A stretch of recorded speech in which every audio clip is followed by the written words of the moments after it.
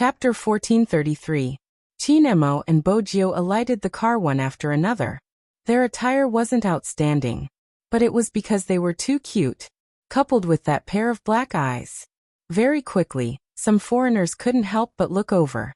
After all, these two Asian kids were really too cute. Especially that little boy. Why was he so charismatic? After Chinemo alighted, he didn't leave immediately. He didn't let the little tiger run around either. Instead, he lowered his lids and adjusted her down jacket. Then he helped her adjust her scarf. When the foreigners saw this scene, they felt that it was too loving. Did all Asian kids take care of people like this? Even though the driver, Old Wang, had lived here for a long time, he knew his young master well. When he was watching from the side, he wanted to record this scene with his phone and send it to Chairmanin. It was really unbelievable. It was even more unbelievable than young master carrying Miss Jio in the car. After all, young master had never served anyone before. Chinemo didn't think much of it. Of course, he had to take good care of his own child. Besides, the weather outside was so cold. This little tiger had always been wearing her skin on her clothes. Either her sleeves weren't rolled up properly, or her jacket wasn't zipped up. If he didn't care, who would? After Chinemo surrounded them, he held the little tiger's hand. Bojio was overjoyed. She walked forward. If she was wearing her little tiger pajamas, she would definitely be wagging her tail. Compared to the domestic ones, overseas amusement parks would have many clowns and magicians dressed in exaggerated clothes. But the children were all the same. They watched as people with all kinds of hair walked past them. Chinemo brought the little tiger in his direction. Little William was wearing an orange coat and a Christmas wool hat. He had his hands in his pockets and was waiting at the agreed place. In his imagination, Jio should have appeared alone. But what he didn't expect was, when he glanced up, he saw not only Jio but also someone he didn't know. And that person's appearance was outrageous. He had black eyes, black hair, and that face. Little William was an Asian. Similarly, he understood that Jio was also an Asian. Logically, Jio was also an Asian. Shouldn't she prefer Westerners? But when such a handsome man like him swayed in front of her, she did not have any reaction at all. Little William still remembered his first awakening of love. Originally, he had brought his subordinates to confess. He didn't expect Jio to think that he wanted to fight with her. In the end, he was beaten up. He was such a big guy, yet he was beaten. From then on, little William, who had a hero complex, admired Jio even more. Therefore, even in the face of such a face, he was not tempted. He was afraid that his Jio would be tempted. Little William seemed to have predicted something. He glared at Jio angrily. Sure enough, in her eyes, there was only this little demon from the east. How hateful! Little William sniffled. His nose was still red and he felt a little wronged. But he couldn't show it. Especially in front of this little demon from the east. As little William thought about this, his gaze fell on Chinemo. At the same time, Chinemo had also noticed the red-haired Westerner when the little tiger had walked in this direction. But there was one thing that Chinemo was concerned about. That is. Chapter 1434. In terms of bone structure, Westerners were naturally bigger than Easterners. When they were young, they had an advantage in terms of height. Hence, after realizing this problem, young Master Chin's beautiful peach blossom eyes couldn't help but narrow. Little William noticed this too. Hence, when he lowered his lids to look at the little vixen from the east, he was exceptionally arrogant. But honestly speaking, little William wasn't young Master Chin's opponent at his level. It could be said that among the children of the same age, there were very few who were smarter than young Master Chin. Chinemo just swept him a glance and didn't say anything. It was as though he didn't see this person, even though the other party was taller than him. It didn't break the nobility on young Master Chin's face. Just one action from young Master Chin would make little William envious. That action wasn't anything special. He just smiled at the little tiger. Then naturally little tiger Bo hugged his waist. Momo, you must be hungry. Let's go in and eat. As she spoke, Bojio introduced him politely. This is little William. Little William, this is Momo, my little prince. She had hugged him. She even used the words my little prince. Little William felt so wrong that he wanted to cry. This wasn't the date he had imagined. However, he couldn't lose just like that. Right now, Jill was bewitched by the other party's beauty. Soon, she would find out that his style was more manly. The other party was shorter than him by a head. He didn't need to be so passive. After making up his mind, little William blew at his red hair.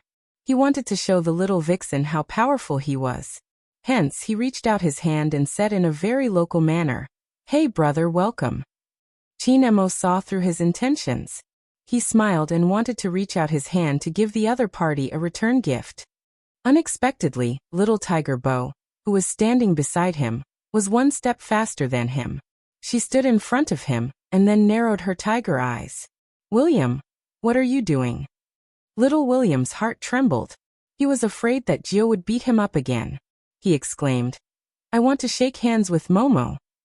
"I know you welcome him. There's no need to shake his hand. You're so strong.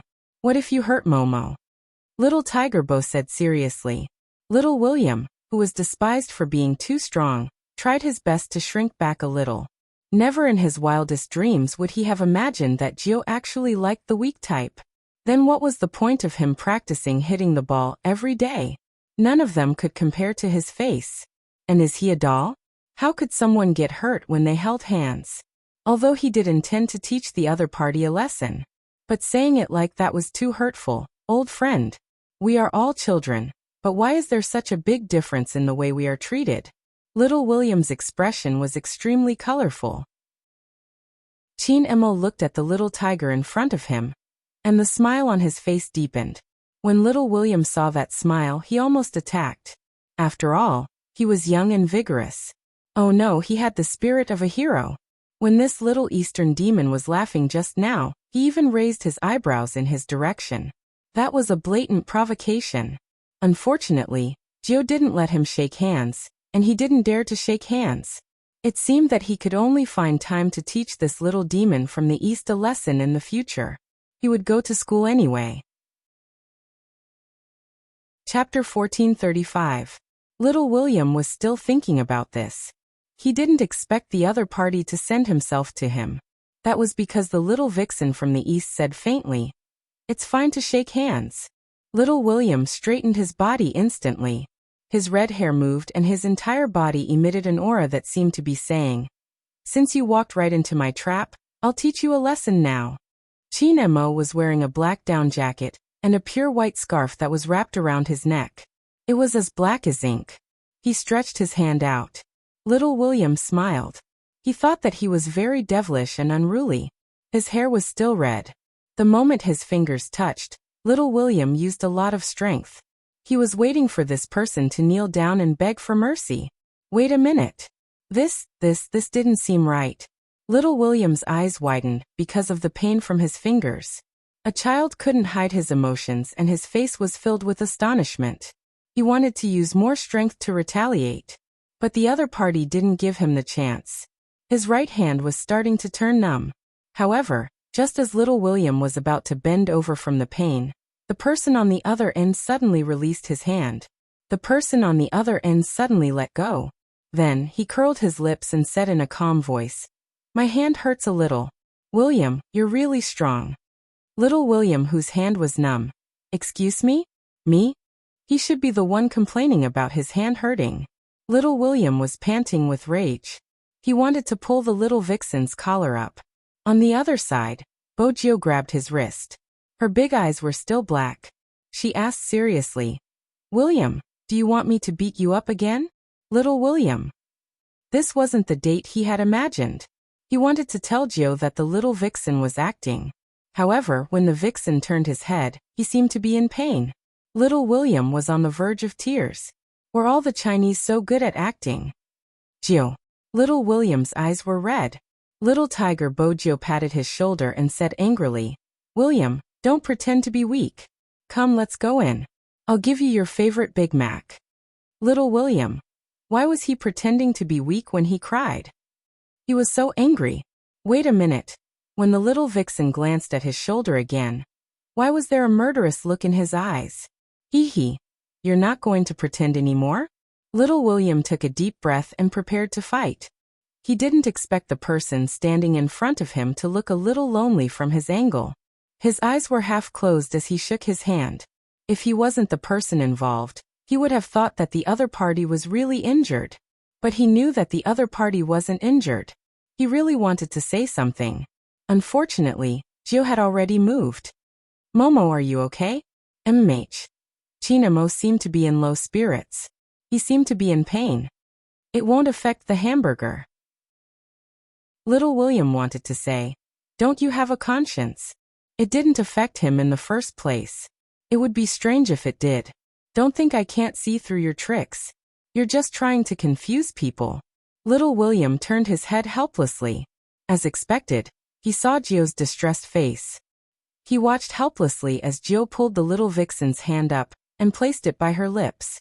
She kissed it and said in a baby tiger's voice, Momo, I'll help you kiss it and it won't hurt anymore. The next time little William shakes hands with you, you just have to look at him. He's so strong, it'll hurt you easily. Chapter 1436.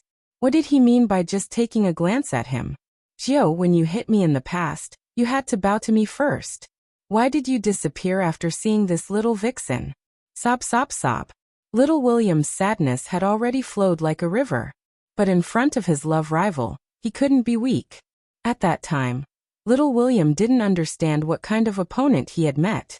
He could only say that the child was too young. He was still looking at Chinemo from the corner of his eyes. Chinmo's face was as elegant as before.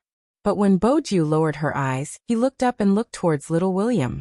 His gaze was so cold that even the big guy, little William, felt a chill down his spine. Where did Gio bring such a person from? He looked like a devil. She seemed to have heard little William's inner cry for help. A clear English voice came from the other side. Chin? Why are you here? Chin? Little Tiger Bo was the first to react. Her round tiger eyes looked towards the direction of the voice. There were 3 little girls wearing puffy skirts and furry jackets standing there. The person who spoke was Angelia. She had blue eyes and golden hair. When the sunlight shone on her, it seemed as though there was a layer of halo. This made little Tiger Bo, who had always been obsessed with beauty, take a few more glances. She turned her head and said, Momo, is this your new friend? She looks so pretty. Chinemo knew a certain someone's preferences. When she saw someone beautiful, her pair of tiger eyes would definitely light up. But a certain someone's preferences. It was time to change it. Chinemo turned his body and discreetly let a certain little tiger stay behind him. At this moment, Angelia and the other 2 little girls walked over. They were still holding the ice cream cone that they had just bought. Chin, are you here to play too? When Angelia ate the ice cream, her blue eyes were very attractive. However, after studying it, little Tiger Bo realized that it wasn't as pretty as her little princess. Her little princess's eyes looked black, but under the sunlight, one could see that they were glowing with amber. There was no comparison at all. Chinemo didn't know what Bojio was thinking about. He just looked at the little tiger in front of him. Her tiger eyes kept moving around other people's bodies. He frowned slightly. Then, he reached out and put on the hood of the little tiger jacket. He looked up at Angelia and said in a calm voice, okay. After the banquet. Angelia was used to William's lack of words. She turned her head and said in surprise, William, you know Chin? When we were in school, didn't you say that you didn't know there were Asians moving in? When William heard this, the expression on his face became even more indescribable. After all, he had just found out that this demon was the Asian who had just moved here, the one who called himself the Little Prince. He really didn't want to talk anymore, but he had to force himself to say, I'm trying to be mysterious. I see. Angelia wasn't sure what had happened, but it didn't affect her happiness when she saw Chinemo. Even her voice was cheerful. Chin, are you going to the amusement park? It's fun inside. No, thank you. When Chinemo said this, he didn't look at Angelia. Instead, he looked to the side and pressed down the little tiger's paw that wanted to be naughty. Chapter 1437. She shouldn't be able to see him. Besides him, who else did she want to see? Should he acknowledge another little princess? When Chinemo thought of this, he pressed down on her wrist again so that she wouldn't have to pat someone's shoulder. How about this? You won't be able to see him. Bojio stretched her hand forward as though she was measuring the distance. Chinemo held her hand. I'll hold your hand. Don't shake the hat. The wind is strong and it will blow on your face. Okay. Little Tiger Bo thought that her little princess was really considerate. She could even think of such a thing. William, who had seen everything from start to finish and knew what Chinemo was like, felt a surge of emotions surging through his heart. This guy did it on purpose. What did he treat Gio as? Was she his possession? No. He had to warn this devil. But he couldn't do it in front of Gio. The big guy William wasn't too stupid. Gio was definitely addicted to the beauty and wouldn't be able to see the truth clearly. He had to warn her behind her back. If he wanted to do so, he needed a good place. Hence, William took the initiative and said, Hey Angelia, there are many people at the amusement park now. Teen and I don't want to go now. Why don't you come to the shop with us to eat something? That's great. When Angelia said these words, her gaze hadn't left the little figure with the hat. Was she from the East too? She must be Chin's family. Otherwise, with Chin's personality, he wouldn't be so friendly to anyone. They were all kids so they couldn't hide their expressions and words. Chin, is this your sister? No. He didn't seem to be bothered to say another word. But he was so polite that no one could find any problems with his etiquette. This was Chin Mo. Angelia was a little depressed. After all, she was still a kid. Her excitement just now was gone. But she still wanted to eat with Chin Mo. Hence, the alliance of eating burgers became 6 from 3. Chin Mo was the first to enter. But Bojio was the one who ordered the food. Little Tiger Bo was very persistent about this. After all, she hadn't forgotten that she wanted to show off her wealth this time. In this aspect, Chin Mo didn't have any intention to compete. After today's incident, he understood something. No wonder Uncle Bo was like that at home. Sometimes, appearing weak wasn't necessarily a bad thing. After all, apart from discovering that a certain someone was a genius, Chin Mo also realized that the little tiger he was raising had some misconceptions about his identity. Little Tiger Bo didn't think that she had made a mistake. After all, when she grew up, she would become a CEO just like her mother. It had to be said. Little Tiger Bo was quite cool when she was on her own. She was queuing up to order food. Her nose bridge was exquisite and straight. Her eyelashes were long and black. Many people were looking at her, but she didn't seem to notice. Chin Mo lifted the corner of his lips when he saw this. A certain little tiger always felt that this was beautiful, and that was beautiful. He might as well go home and look at himself in the mirror. None of these people could compare to her. Even children can't be absolutely quiet while waiting for their meals. Chin Mo got up and went to the washroom. If William followed them, he would not attract any attention. He was right. They had to take advantage of this opportunity to act. Chin Mo had long noticed the person behind him, but he continued to wash his hands leisurely. After washing his hands, Chin Mo turned to leave. Chapter 1438. Chin Mo threw the tissue he used to wipe his hands into the bin. His face was cold and he didn't seem to care about the big guy, little William. This infuriated little William. Aren't you afraid that I'll tell Gio how you acted just now? Seriously, did this little demon from the East have to force him to use his big move to know how powerful he was? Little William snorted. Chin Mo turned his body and his gaze turned cold. He was obviously shorter than him. But little William actually felt that this person was scarier than his father. Because of what he said. If you say anything, I'll break your legs. Little William. This was different from what he had imagined. Shouldn't this little demon be scared to death? Why was his aura so strong? Who exactly was threatening who? I'll go and tell her. The big guy straightened his back to show off his height. Little did he know that this was what Chin Mo disliked the most. His little tiger's friend was actually taller than him. You can go and tell her. Chin Mo scoffed. The devilish smile that little William saw appeared on his face again. But do you think Gio will believe you? The big guy, little William, had little experience. Such a small kid couldn't imagine that there was such a shameless person in the world. You. Chin Mo interrupted him. I have something to tell you too. You're a boy and she's a girl. In China, there's a saying that goes, men and women shouldn't touch each other. In the future, don't do intimate actions to her. Little William wasn't convinced. You even held her hand just now. Teen Emo glanced at him slowly. Can I be the same as you? Little William. How are they different? No, he had to expose this little demon from the east. However, very quickly, little William realized that he was daydreaming. The main reason was Gio. Momo, this is really delicious. It's just a little spicy, but it's okay. Try it and I'll feed you a mouthful of Coke. It can neutralize the spiciness. Little William. Gio, wake up. No matter how good-looking that little demon from the east was, he was still a boy. Did he need you to feed him Coke? Most importantly, why did you have to kiss his face when you were feeding him? This wasn't right. Didn't you say that men and women shouldn't touch each other in China? Teen Emo seemed to have seen through little William's thoughts. At first, he lowered his lids and drank his cola. When the little tiger kissed him, he turned his head. The place that was kissed was still a little hot, but he still swept a glance in little William's direction. His entire body was filled with a cold aura. It seemed to be saying, I'm very respectful of Chinese etiquette, but I can't stop Gio from kissing me. Little William didn't want to talk anymore. He bit the ox burger in his hand. The little tiger was different. She was very happy, especially when she fed the little princess with the cola in her hands. The little princess's cold look was so cute that she couldn't help but kiss him.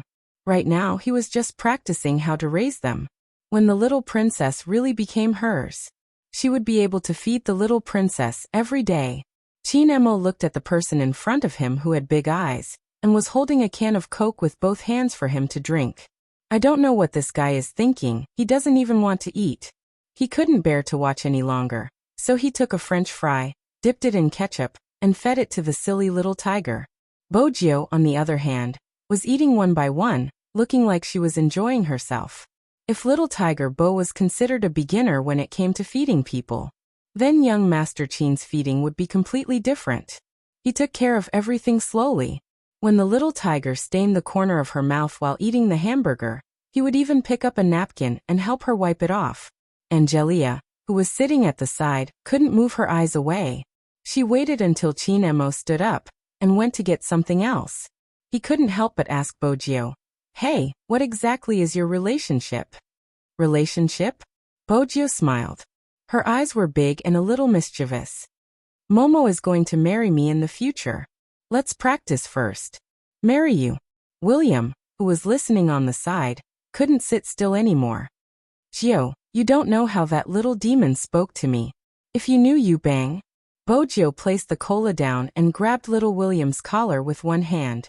Are you looking for a beating? If you say anything bad about my Momo again, I'll pack you up and feed you to the tigers. No, it's him. Little William was still struggling. Teen Emo had already returned. He was holding a new bag of fries. He leaned forward calmly and held the little tiger's hand. Don't fight. Bojio's eyes turned round and she explained. Momo, I'm usually very gentle. Today is an exception. Little William. Gentle? You? It's a miracle that you didn't hit me today. Where is your gentleness? Even his Gio knew how to lie. It was really painful.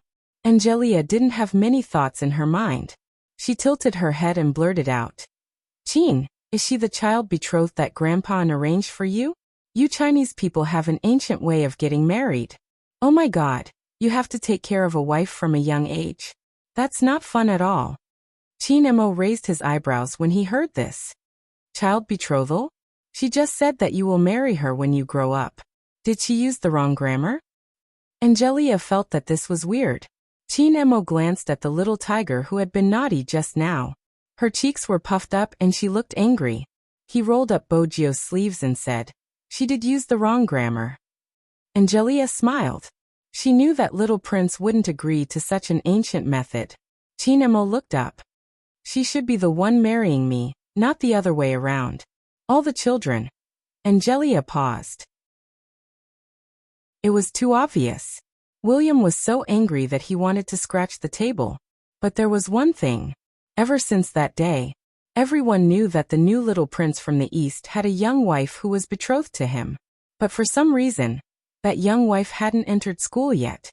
William had said that she had been living here for a short period of time. The news reached Grandpa N's ears through Angelia's grandfather. As the person who had betrothed his grandson? He almost didn't drink his tea. Child betrothal? My grandson said that? And you're too dishonest. Even now, you're still not telling the truth. Old Master thought to himself, brother, am I not telling the truth? As a grandfather, I don't even know that I have a little granddaughter-in-law. Hence, during the dinner that day. Chapter 1439. Chin Mo had expected his grandfather to ask him about this. He put down the knife and fork in his hand and said, I'm not a little wife, but I'll take care of little Bojio in the future. Grandfather, you can go to the Bo family and ask her to come over to eat when she has no food. Their house is always empty. Mh. Old Master couldn't help but laugh when he heard this. He was going to take care of someone else's child, but he still didn't admit it. He understood his grandson. He probably didn't have that kind of relationship. Also, he was just a little old. It was probably because he liked the little tiger too much. The love between family members. At that time, Old Master wasn't sure. When young Master Chin said he was taking care of her, he was really taking care of her. Just like that, the two little people naturally piled up into a pile. Little Tiger Bo liked to play games. Every time she came to the N family, she would wear a set of little tiger pajamas and climb around. Occasionally, an owl would land on the treetops. Little Tiger Bo looked at little Princess Chin, who was still playing chess with herself. She turned her round eyes and ran downstairs. She climbed up the wall. The young golden-haired butler stood below and said softly in English, Miss Gio, hurry up and come down. It's too dangerous. Bojio didn't listen. The golden-haired butler had no choice but to use his trump card. Young Master is here. Little Tiger Bo's ears perked up. She looked down, and when she saw that there was no one, she smiled. Brother Butler, you are being mischievous again. Where is the little princess? The golden-haired butler. Who was the mischievous one? Bojio was still playing around. She didn't know that someone had seen this scene. She sighed softly and reached out to pinch her eyebrows. Helplessness appeared on her cold face. Then she walked to the bottom of the tree and stood tall. Come down. Little Tiger Bo's back stiffened. She reached out to scratch her face and looked at the owner of the voice. A month had passed. She didn't know if it was because of the milk Chin Mo drank. At this moment, he was actually as tall as Bojio. When he stood there, his aura was much stronger. Momo, there is an owl here. I came up because it is too bored staying on the tree. I want to bring it to the ground to play with it. The golden-haired butler listened at the side and looked up at the sky. To think that such an excuse could be used. The owl expressed that it was not going to take the blame. Chin Mo was already used to the little tiger's naughtiness. He stretched out his hands and repeated with a cold expression, come down. Acting cute didn't work. Little Tiger Bo hugged the tree and slid down. Chin Mo hugged her. They were the same age, but when he hugged Bojio, he seemed like a big brother. It was probably due to his aura. The butler wanted to help, but he gave him a look. A young master who raised a child was really afraid of his words. Chin Mo removed the leaf from the little tiger's head, his voice calm. Didn't I tell you not to climb trees and walls all the time? I can't control it, Bojio replied honestly. Chin Mo paused, not saying a word. The blonde butler really wanted to know what his young master was thinking. If there was anyone who could make the young master feel helpless, it would be the 9th young mistress. Coincidentally, Miss Jill was growing her teeth these days, so half of her face was puffed up. Their young master would bring her over from the Bo family every day and watch her brush her teeth and wash her face. The blonde butler just wanted to say that even his father hadn't been so attentive when he was raising him. Was this the cultural difference between the Chinese and the West? Even raising a child was different. Very soon, when the young blonde butler got to know the other Eastern families, he understood a principle. He was definitely the only one who raised a child like his young master. For example, if he was an ordinary child, he definitely wouldn't have such a conversation. Chin Mo. Little Bojio. Bojio. Mh. Chin Mo. Open your mouth. Bojio. Momo, my teeth don't hurt as much anymore. Can I not take the medicine? Chinemo, no. Bojio. Can I kiss you after I take the medicine? Chinemo. MMH. Their young master used his looks to coax her every day. From the beginning. Little Bojio, if you kiss me again, I'll throw you out through the window. Until now, he had tacitly agreed to Miss Gio doing anything intimate with him. When there was no one at the Bo family's side, Miss Gio would still stay over. Every time, young master would take care of her. As one of the parties involved, little Tiger Bo didn't agree with this point. She was obviously the one taking care of Momo. Momo was afraid of the dark and didn't like thunder. She could sleep beside him and hug him. She could also show off her strength as a boyfriend. Regarding this point, little William couldn't help but say. After hearing this, little William couldn't help but say, Gio, think carefully. This time, my daddy is filming in a tropical rainforest. Are you really not going? How could that little demon from the east be afraid of the dark? Gio must have been deceived by him again. Tropical rainforest? Little Tiger Bo lowered her head and pulled her little keyboard. All right, I'll go on the same day and come back on the same day. Little William immediately said. It's in the suburbs. I'll be back in 4 hours. It was supposed to be 4 hours. But once they started filming, time was out of their control. As usual, Chinemo appeared at the Bo family's house at 4 in the afternoon. He brought little Bojio, who had to complete missions every day, home for dinner. Unexpectedly, he wasn't there. The person who was there was Mr. Bo. He seemed to be preparing to go out. He wore a black hooded jacket and a pair of leather gloves. It didn't match his usual image of a man who lived off a woman. Uncle Bo, it seemed that no matter what Mr. Bo looked like, Chinemo would always be able to maintain his manners. When Mr. Bo saw Chinemo outside the door, he held the door frame with one hand and smiled. No matter how he looked at it, he looked evil. Are you here to fetch Gio? She isn't here today. She went out to play with little William. Are you angry? Chinemo paused. His voice was calm. No. Mr. Bo smiled lightly and raised his eyebrows. Then I'll let Gio play outside for a while longer. MMH. Chinemo replied casually. He wore a little scarf and walked back to the villa. He wanted to finish playing checkers just now. But when he saw the little keyboard on the sofa, he felt a wave of frustration. When it was almost 6 o'clock, the En family started eating on time. Grandpa happened to be able to stay at home for a meal today. When he saw that the seat beside his grandson was empty, he asked curiously, Where's Gio? The young golden-haired butler tried his best to signal Grandpa with his eyes. Grandpa was still guessing the reason. His grandson, who was sitting opposite him, said, She went out to play with someone else. Grandpa felt that he didn't see wrongly. His grandson's eyes were cold when he said this. He didn't know if it was because one person was missing. Even though there was a table full of dishes, the atmosphere at the dining table didn't lighten up. Chapter 1440. 7 o'clock. Usually at this hour, Chinemo would bring Bojio out for a walk. Raising a little tiger would definitely be followed by begging. But today Chinemo didn't go out. Instead, he sat in the study room with a book in his hands. After flipping a few pages, he looked up and glanced at the clock hanging on the wall. 8 o'clock. If a certain someone came back at 8 o'clock, he wouldn't pursue the fact that she didn't listen to him. Chinemo had never felt that time was so long. 7 o'clock, 7:30. 8 o'clock, 8:30. He overturned the previous settings and changed his mind. He would wait for the little tiger to come back at 9 o'clock. 9 o'clock. The street lights outside the window were lit up. The Christmas tree was beautiful as usual. But Chinemo wasn't in the mood to admire it. He took the book and went upstairs. The young butler looked at the cold little face and was shocked. He hurriedly took out his phone and read a few pages of a fantasy cultivation novel. It started to rain outside. The lights in the Bo family's house were still dark. Bojio didn't know that her little princess was angry because of this. When she returned home, she saw that the lights weren't turned on. She automatically walked towards the En family's house. She didn't climb over the wall because there were too many obstacles outside. She carried the mushrooms she had dug in the jungle and walked through the main door.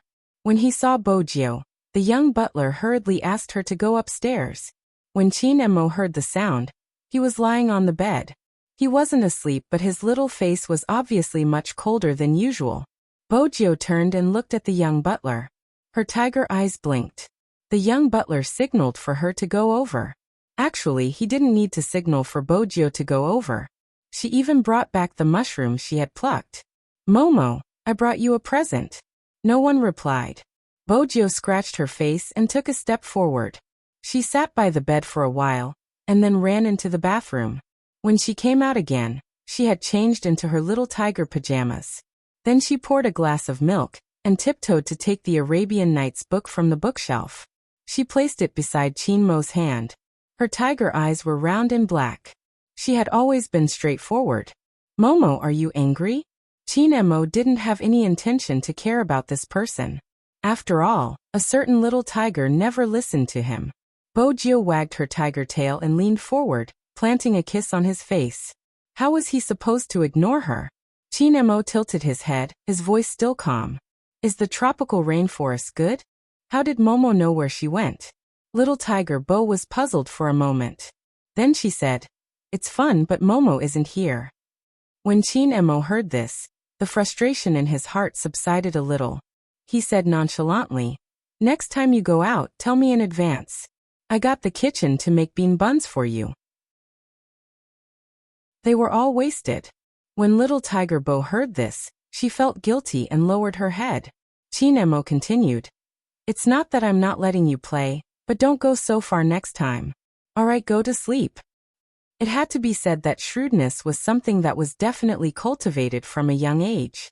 Young Master Chin now knew how to support a certain someone. He could retreat in order to advance. Little Tiger Bo had already started to reflect on herself. When she glanced up, she saw Chin Mo's lonely back view. One of them wrapped his arms around her waist and swore seriously, "In the future, I will bring Momo wherever I go." Chin Emo paused for a moment before replying, "MMH." Little Tiger Bo saw that he wasn't in a good mood, and felt even more guilty. Unbeknownst to her, the coldness in Chin Mo's eyes had dissipated. He sat up on the bed with something else in his eyes. Little Tiger Bo thought he was still angry with her, and followed behind him. After taking a few steps, she realized that he had opened the drawer, and pulled out a bag of potato chips that he had prepared for her. "Momo, don't you not eat these things?" At this moment, Chin Emo spoke in a calm voice. "I was worried that you would be hungry when you weren't around, so I didn't eat dinner." While he was saying these words, the young butler happened to come in with a plate of fruits. Every night, young master would feed Miss Gio 2 mouthfuls of fruit, because Miss Gio loved to eat meat. In young master's words, he was afraid that the child's vitamin intake could not keep up. So he simply used fruits to supplement. Coincidentally, he heard this sentence and thought to himself, "Young master, you're going against your heart by saying this." Miss Gio went out with Director William. How could she be hungry? You obviously didn't have an appetite because Miss Gio went to play with other people and didn't play with you. However, as a qualified butler, even though he was young, he knew that he wouldn't say such things out loud. However, little Tiger Bo was born with a strong sense of empathy. Her round eyes looked out of the window. It was raining outside. When she came back just now, there was even thunder. These were the things that the little princess hated the most. Little Tiger Bo knew that the Yin family ate their meals on time. The little princess didn't even eat dinner because of her. Yet, she played outside for the entire day. Little Tiger Bo felt completely guilty. She stretched out her 2 little paws and hugged Chin Emo from behind. Her tail was still wagging. "Momo, I was wrong." Seeing this, Chin Emo felt that it was about time and directly said what was on his mind. "Little Bojio, if you want to go out and play with other people, don't play with me anymore, understand?" "I understand. I will be obedient in the future." Little Tiger Bo wagged her tail again and said very seriously. Chin Emo glanced over and curled her hair with his fingers. "I will forgive you this time." Little Tiger Bo nodded. In order to show that she was very obedient, she didn't need Chin Emo to rush her. She took a shower in advance and came out smelling good. She lay at the side and listened to Chin Emo read her a bedtime story with her big tiger eyes. It had to be said. Young Master Chin's method was very effective. Because the next day, when little William carried the basketball over again, little Tiger Bo rejected him decisively. Little Tiger Bo rejected him decisively. I'm not going. Little William's little face was originally red. He was filled with anticipation for today's date on the basketball court. After all, he had already done his research on the little demon from the east. The other party didn't like this kind of sweaty exercise. Hence, it was impossible for him to go out with Gio. Then, he would be able to be alone with Gio again. He didn't expect this. Didn't we agree? Little William's red hair drooped. Gio hugged the little keyboard in her hands and said seriously, "Yesterday, I left Momo at home alone. He didn't even eat. Also, he is afraid of the dark. I have to accompany him." Afraid of the dark? That little demon from the east? How was that possible? No way. He had to expose him today. Chin wouldn't be afraid.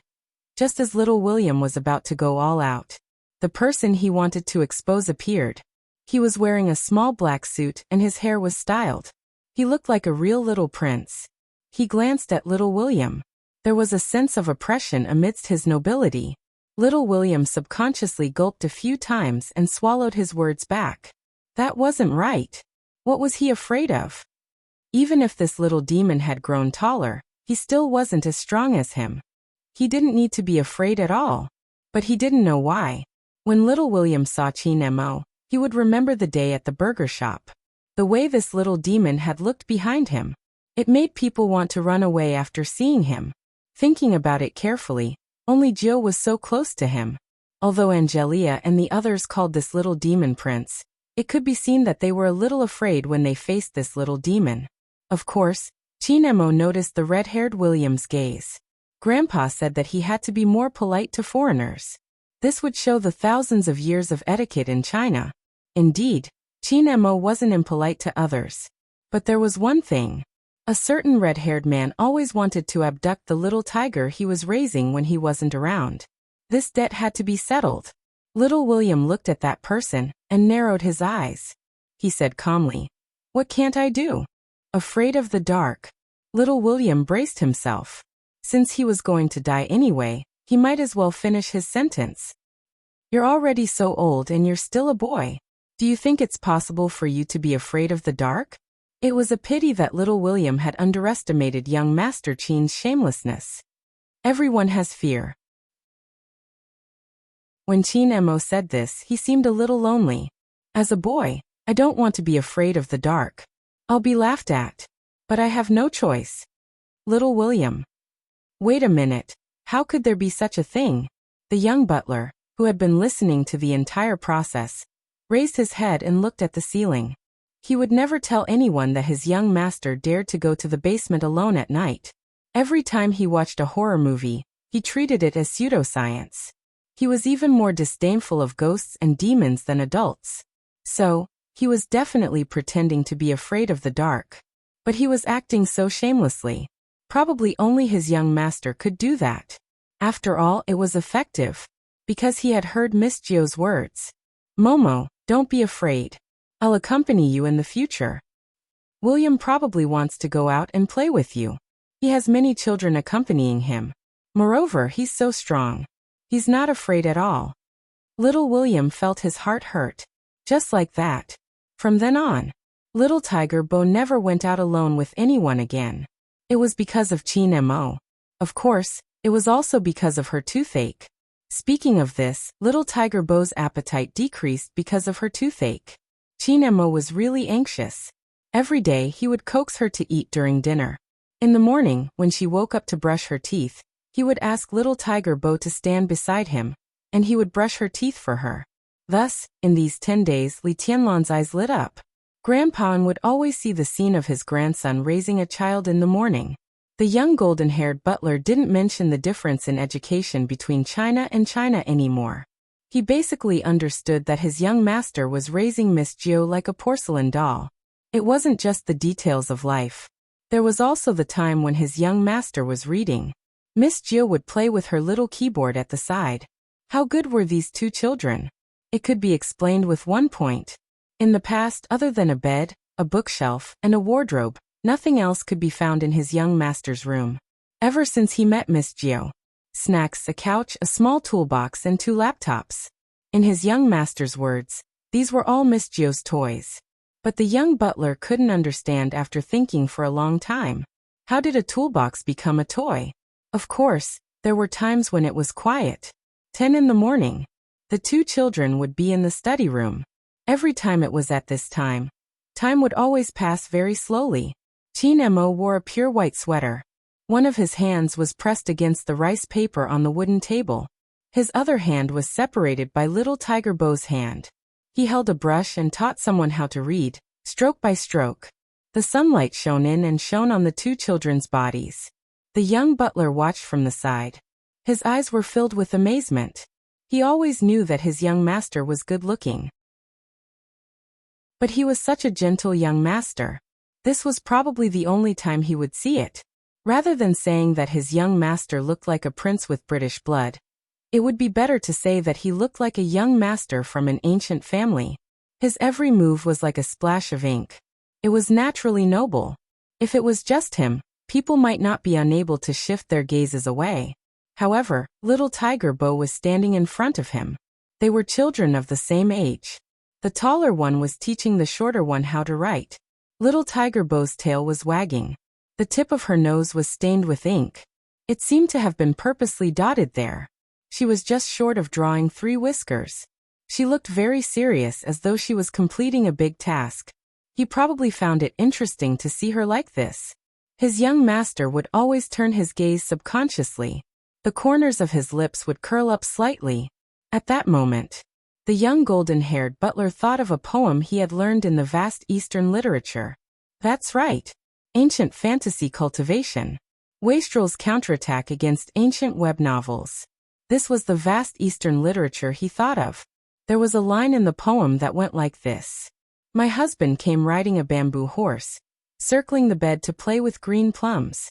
This was probably the purest form of emotion. But compared to normal childhood sweethearts, there was a difference between this pair.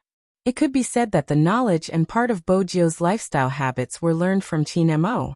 He was the one who taught her the first words she wrote.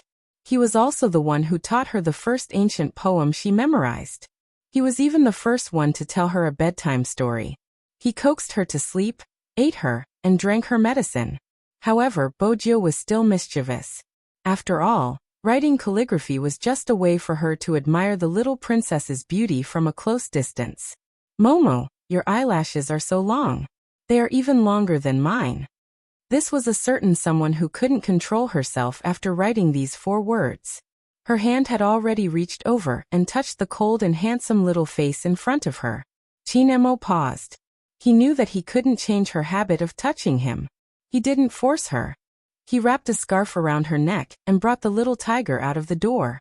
He had to take a breather at an appropriate time. It was brought forward today. After all, a certain someone had been very obedient for the past half a month. But very quickly, this breather was interrupted.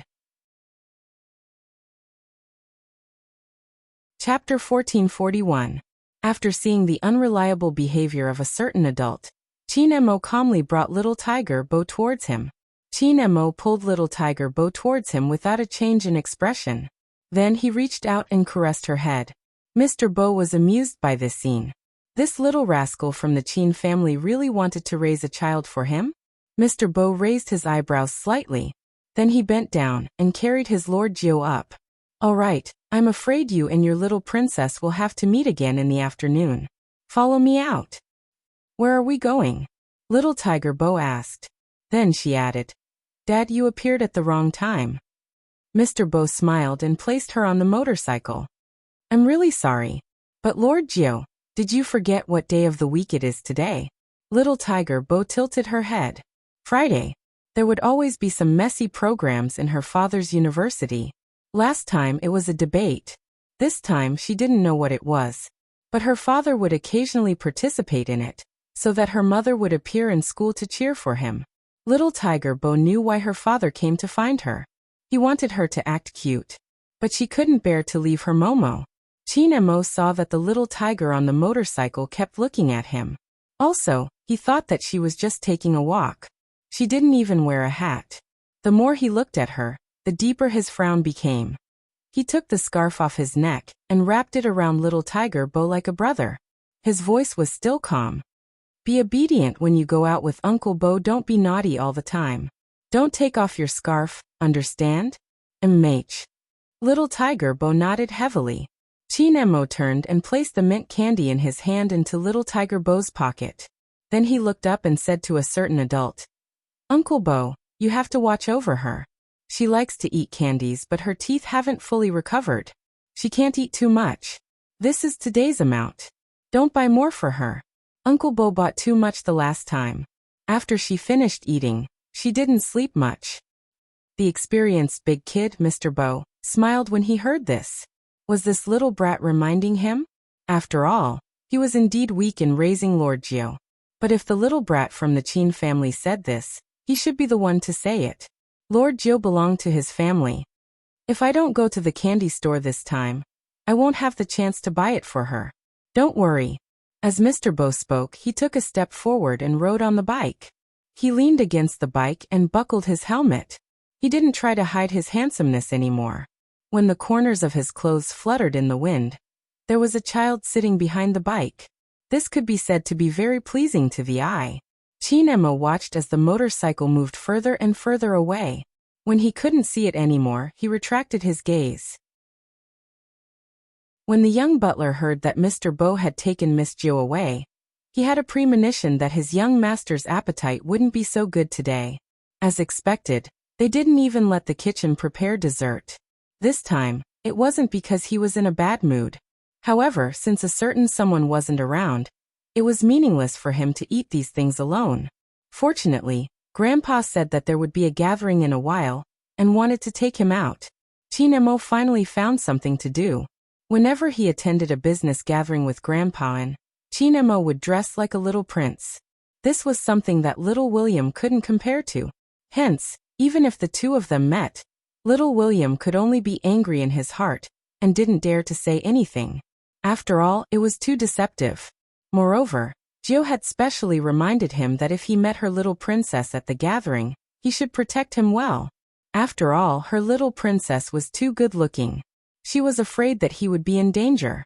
When little William heard this, he had a lot of thoughts in his mind. In the end, there was only one sentence left. His daddy was lying to him. Was he saying that girls would like him because he was tall and strong? Wrong. As long as he was good-looking, nothing else was important, okay? In addition, this good-looking person was always acting. He didn't give anyone a way out. All the children who came for the gathering were bewitched by him.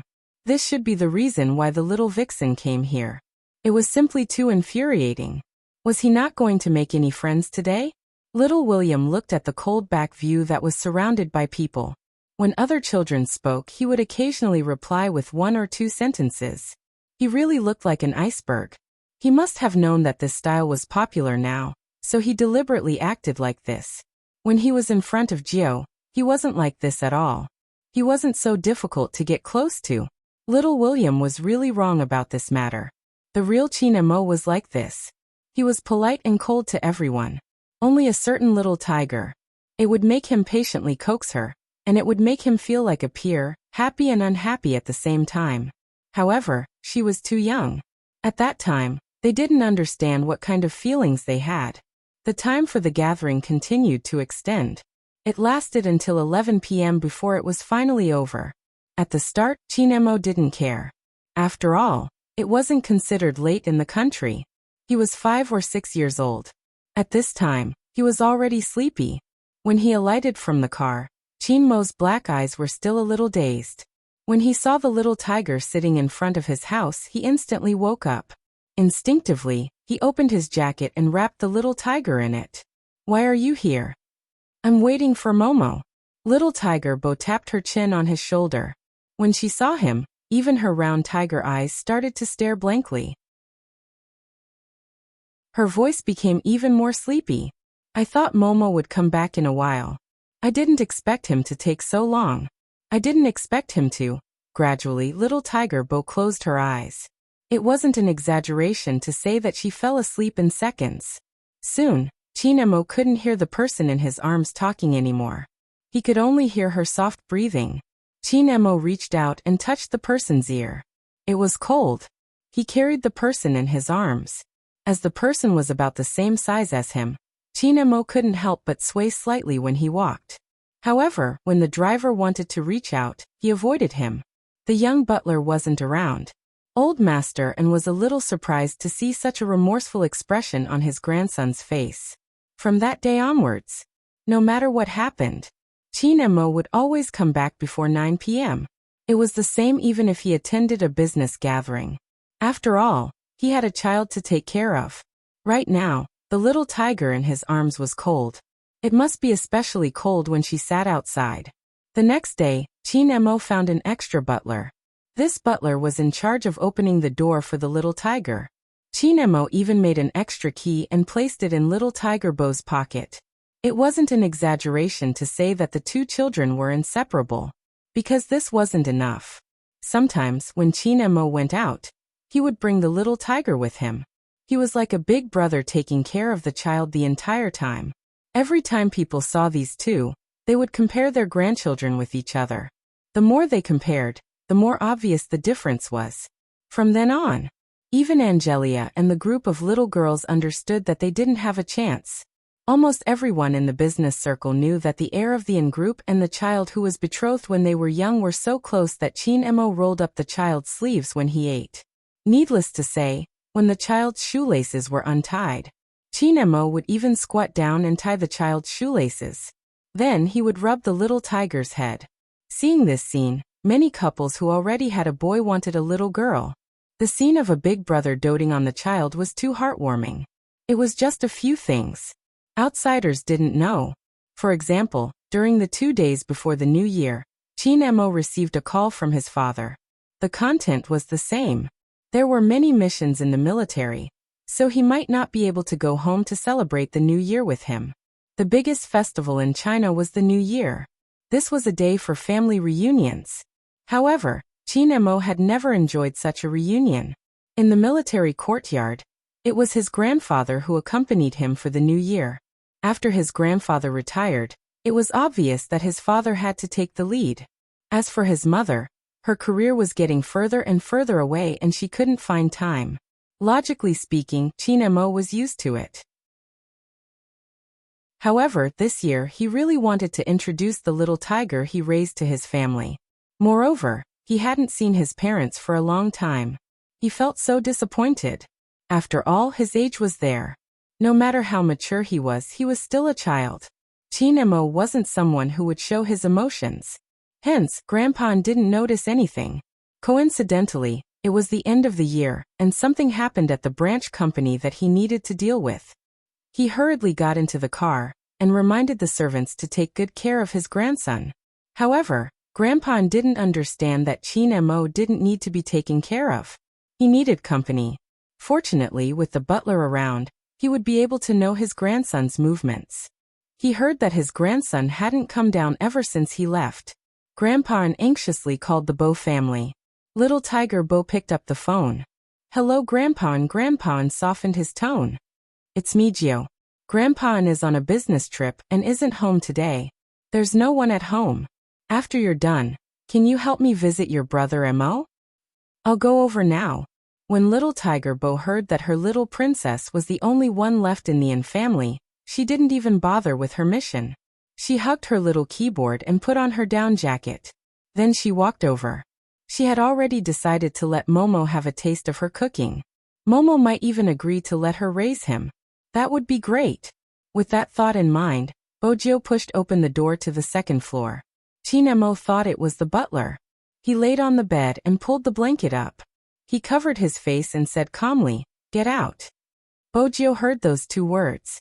There wasn't any warmth in her. She placed the little keyboard down and pounced on the bed. She hugged the bulging figure through the blanket. "Momo, it's me." Chinemo paused.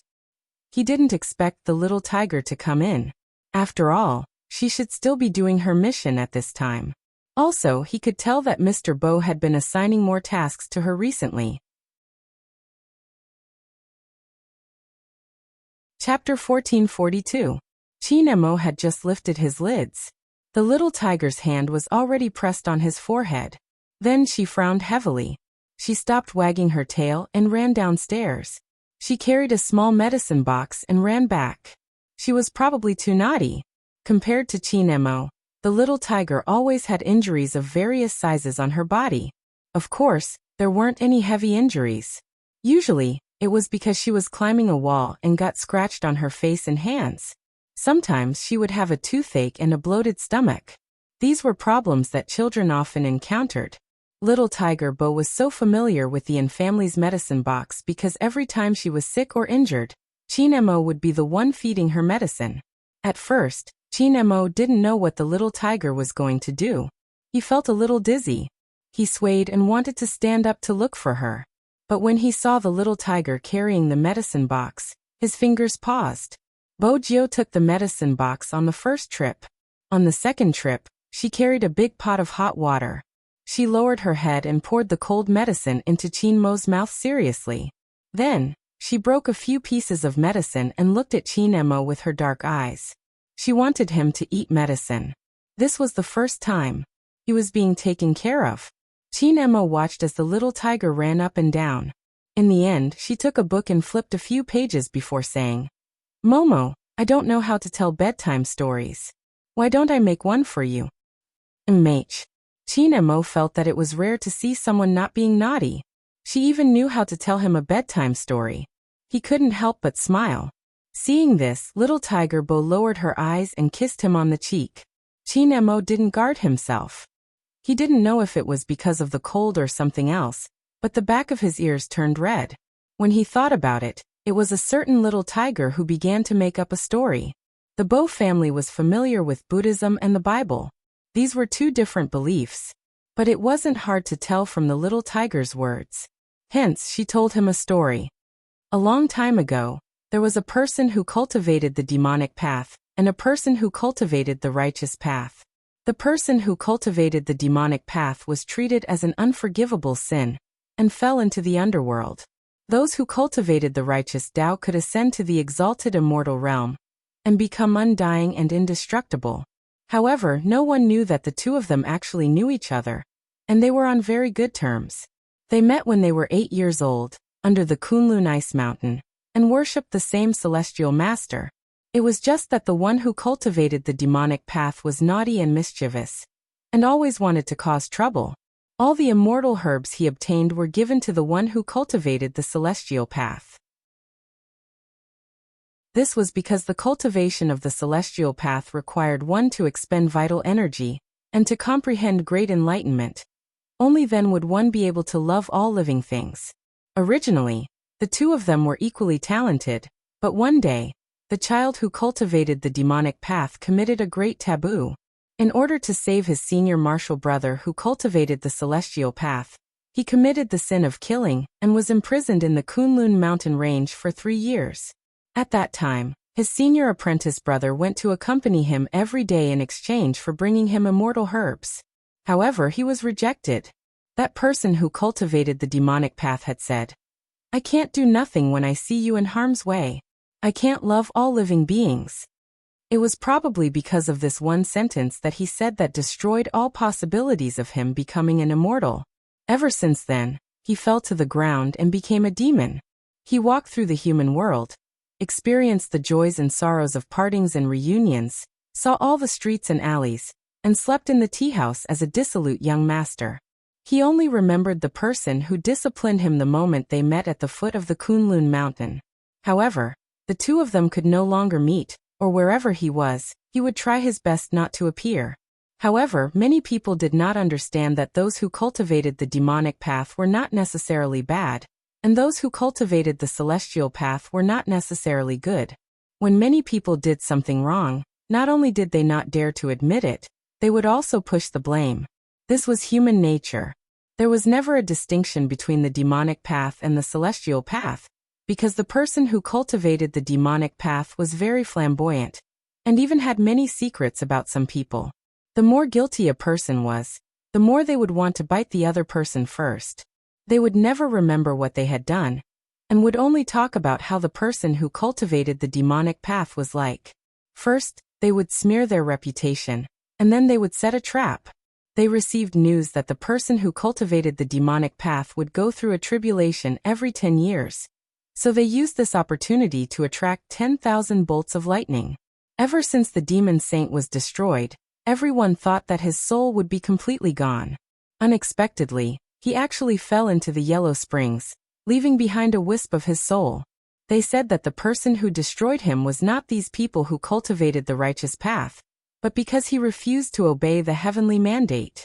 However, on this day, there was also a person who refused to obey the heavenly mandate. He used his immortal bones, flesh, and blood in exchange for a change of fate. The change was not his, but someone else, the person who should have ended here. Buddha asked him if he would regret turning from an immortal into a being that didn't know what was good or bad. He replied that he didn't regret it.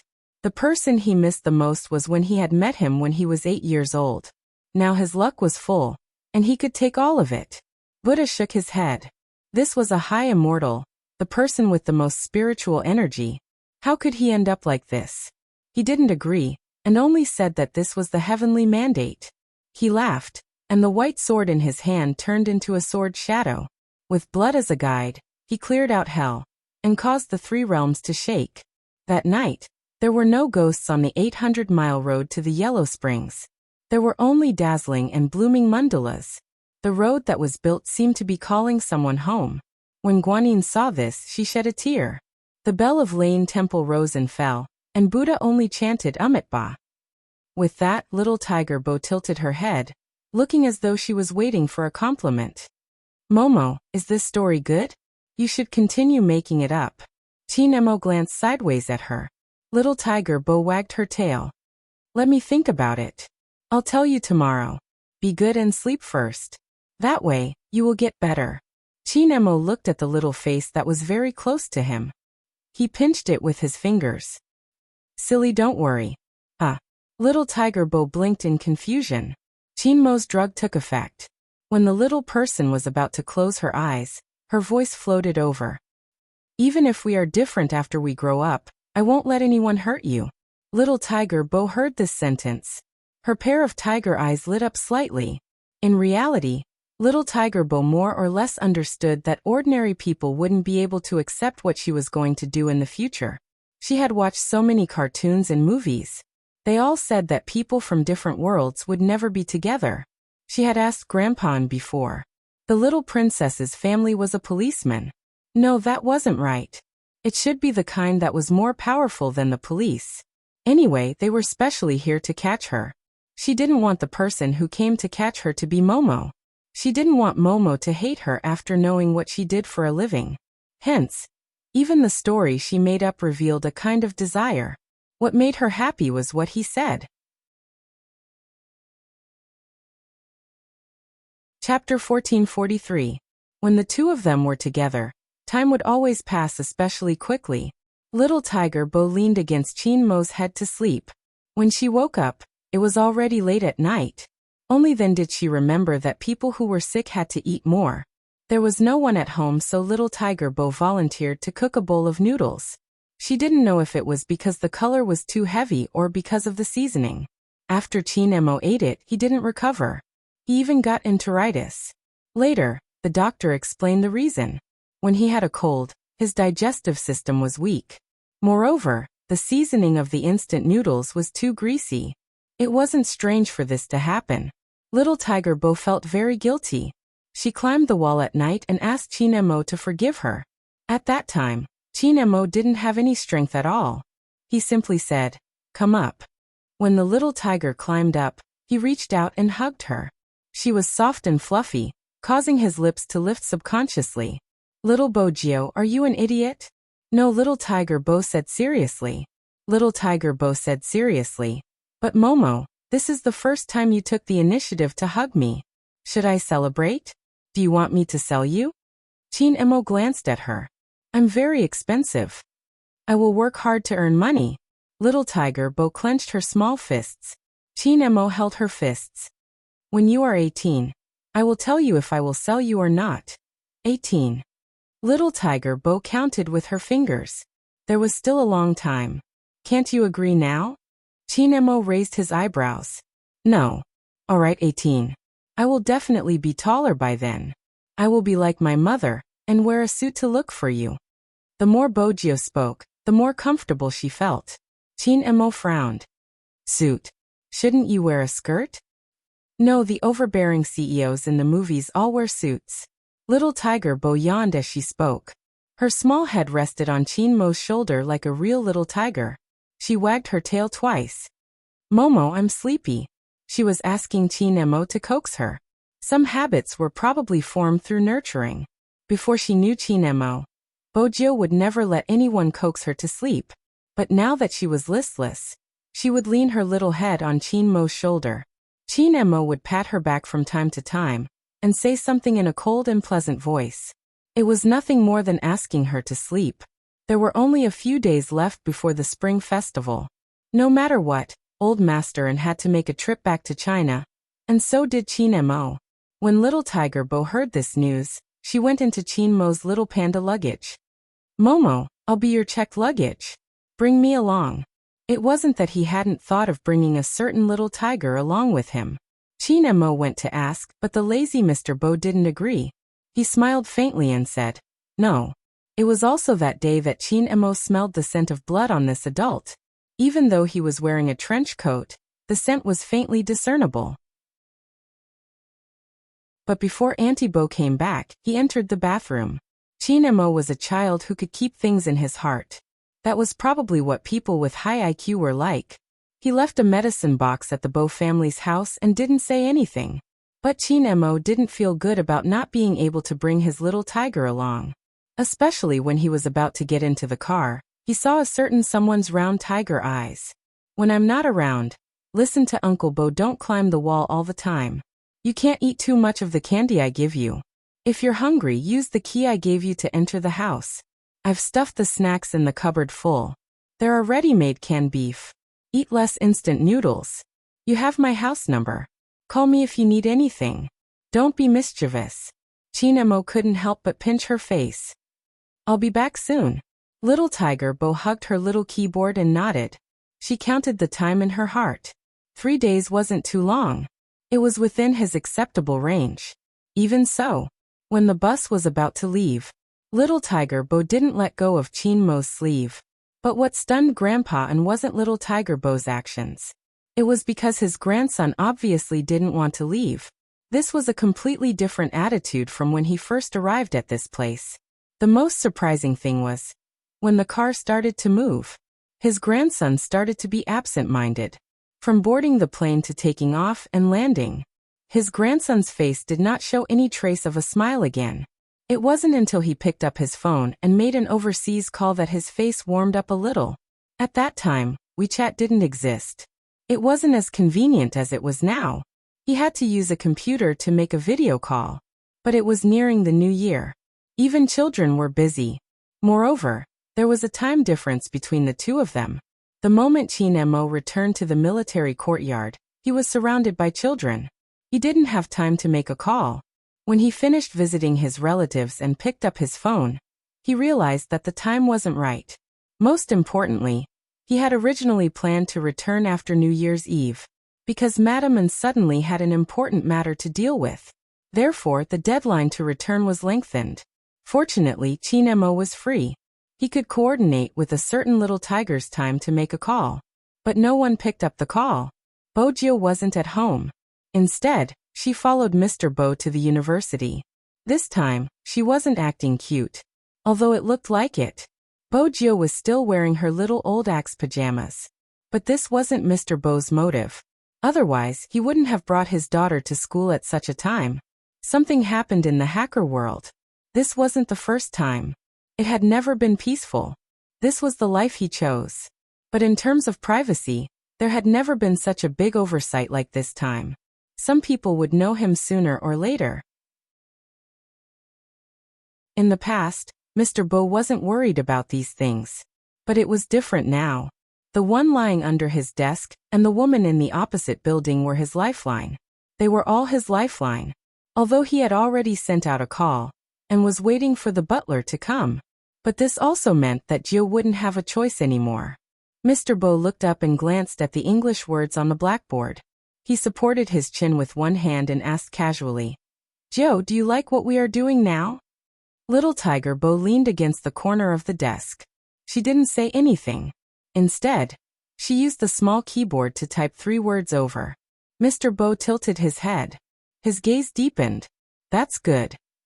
The most important thing now was to hide Joe well. As for him, he would distract the attention of those people. He couldn't really let them find anything. He had to think carefully about moving back to the castle. Chapter 1444. The university was undoubtedly the safest place. Mr. Bo's current identity wouldn't make anyone suspicious, especially when he and the little tiger sat on the stairs and waited for Mrs. Bo to pick them up. One big and one small, both holding a bag of yogurt in their mouths. The little tiger wagged her tail. "Dad, I want to eat chicken wings." "Lord Joe, you have to change your habit of eating right after waking up." Mr. Bo yawned and said lazily, "Roll around later and my wife will bring you to eat." The little tiger felt that she should educate a certain adult. "Dad, I'm already 5 years old, not 1. If I roll around and act cute, it's too shameless. What do you think I should do?" Mr. Bo's voice was indifferent. "Mrs. Bo said that she doesn't want you to eat junk food." The little tiger thought about it seriously. "Then I'll roll around. Roll a few more times. I want to eat too." Mr. Bo smiled. He reached out and pulled his collar. There was a different kind of mischievous look on his face. The little tiger nodded her head and gave him an okay gesture. One big and one small, they maintained their previous sitting posture. The 2 faces were very eye-catching. Many university students looked over. They were extremely cute. Mr. Bo was quite famous in the university. This wasn't the first time he brought Bo Jio to wait for Mrs. Bo. But every time, the foreigners would feel a strong impact. They wanted to give birth to a Xiao Naofu too. Mrs. Bo was wearing a professional suit and high heels. The moment she walked into the university, she saw this scene. The 2 of them were drinking yogurt again. Was the food in the university so bad? Mrs. Bo couldn't help but smile. She walked over. Little Tiger Bo was the first to see Mrs. Bo. Her round tiger eyes lit up instantly. She pounced towards Mrs. Bo. "Mom, are you good today?" Mrs. Bo looked at her attire and rolled up her daughter's sleeves. Little Tiger Bo reported seriously, "I'm very good. Dad has been sleeping." "Hey." Mr. Bo smiled lazily. He freed one hand and knocked the book on Little Tiger Bo's head. Then he leaned forward and placed his head on Mrs. Bo's shoulder. "I didn't sleep on purpose. I wrote too many documents and felt dizzy." It was rare to see Mrs. Bo with such an aura. When she appeared, many people looked in her direction. Successful people and students who were still in school had different auras to begin with. The more it was like this, the easier it was to prove that the extremely handsome PhD student was actually a sugar daddy of some female entrepreneur. Many hot girls and new students felt that it was a pity. He really couldn't understand why he had to find someone older than him. Of course, the man's appearance was impeccable. He looked no different from them in terms of age. Due to the nurturing of her temperament, she gave off the feeling of an iceberg beauty for no reason, but it was different from that. Because when she was wearing a professional suit, the feeling of a superior was not only that of a beauty, but also an indescribable sense of coldness and abstinence. "Why are you feeling dizzy all of a sudden?" As Mrs. Bo spoke, she stretched out her hand and rubbed a certain adult's head. Little Tiger Bo completely understood her father's tricks. When it came to fighting for favor with her, her father always spared no effort. Anyway, he wasn't too afraid that people in school would say that he was a sugar daddy. From a certain point of view, Mr. Bo was indeed like a little puppy. However, when the people beside him saw his actions just now, they all asked themselves if this was the evil senior they knew. They didn't feel like it. Mr. Bo didn't care about other people's opinions. Recently, Mrs. Bo had been too cold to him. He had to find some sense of existence. Little Tiger Bo didn't forget what happened just now. She wagged her tail and blinked her tiger eyes slightly. Dad said that he wanted to eat chicken wings just now. His dizziness should be because he is hungry. Mr. Bo glanced over and raised his eyebrows. His Lord Joe and that fellow from the Chin family were so good that they knew how to use others as a shield. Chicken wings. Mrs. Bo seemed to be helpless between the two of them. She sighed slightly. Just one meal. After that, I will go to the airport. Both of you eat some vegetables tonight. You can't eat meat all the time. Mr. Bo hugged her waist and planted a kiss on her lips. Don't worry, I will take good care of Lord Joe. Mrs. Bo didn't expect such a sudden action from him. The people around them were looking at them. Was he no longer resisting letting others know what their relationship was? Or was he too young and always did things according to his mood? Mrs. Bo could more or less understand this from him. She tried not to talk about their relationship in public. It wasn't because he said anything, but she could feel it. After all, he didn't even introduce his tutor and some people he knew from school. Mrs. Bo understood him on this point. It was probably strange. They had been married for so many years. She would still care about such things occasionally. It was fine this time. The last time she came to pick him up alone, she saw a girl asking him out. He rejected her. That girl said, "You can't always live off a woman like this." Mrs. Bo knew about a man's pride, so she chose not to appear. But when she thought about it carefully, the situation at home, he got his degree by himself. The clothes he was wearing were indeed bought by her, but he didn't show any signs of liking or disliking them. Even his tomahawk was his own. He shouldn't have any negative feelings in this aspect. But the people around her said that she was born strong. Big boys like him usually liked cute and lively girls or little fairies. They liked to attach themselves to people and were romantic and innocent. Mrs. Bo didn't ask him about this aspect. After all, when this person looked at her, he was really clingy. She always forgot that they weren't suitable for each other. At the start, little Tiger Bo was still in Mrs. Bo's arms. Unknowingly, Mr. Bo carried her over and placed her on his neck. Little Tiger Bo grabbed her father's unruly hair and wagged her tail behind her. She didn't want to act cute. But when they saw such a handsome man with a little tiger on his head, people would look at him. Boss Lou. Mrs. Bo's surname was Lou. She followed chauffeur all year round. This time, when she saw her boss come out, she walked over and was about to open the car door. But Mrs. Bo stopped him. "We will eat nearby. Old Juan, you should go and eat something too." "Okay, Boss Lou." With that, Old Juan glanced in Mr. Bo's direction and greeted him respectfully. "Sir."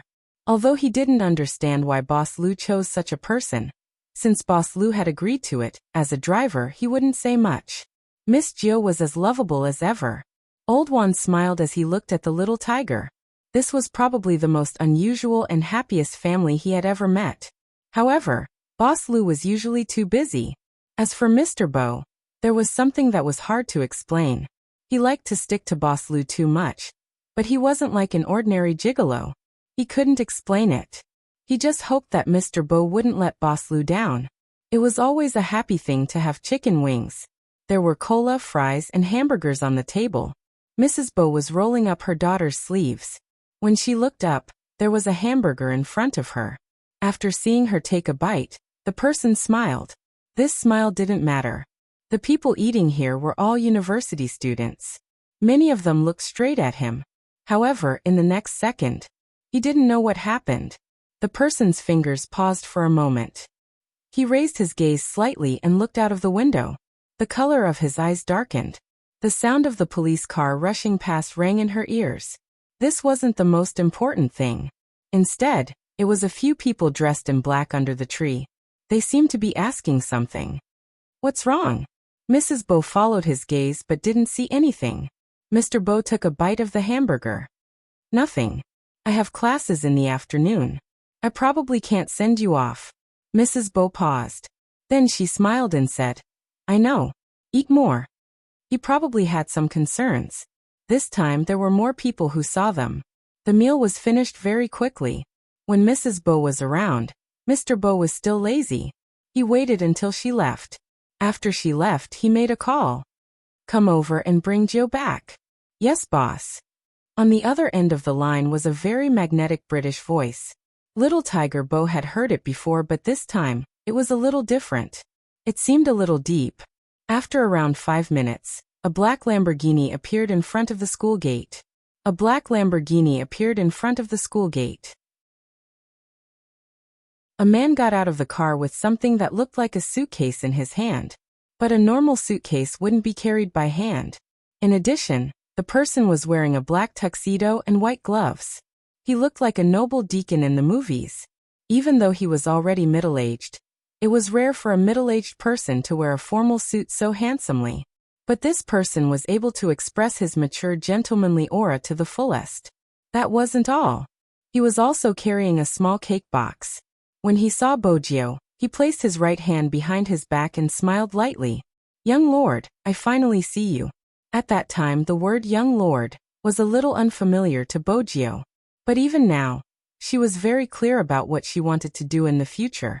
He blinked his tiger eyes and looked at the person in front of him. The old butler was so cute that his heart almost melted. This was completely different from his master. His young lord was a little tiger, a very, very cute little tiger. His master was completely different. The dark aura was thicker. It had been like this since he was young.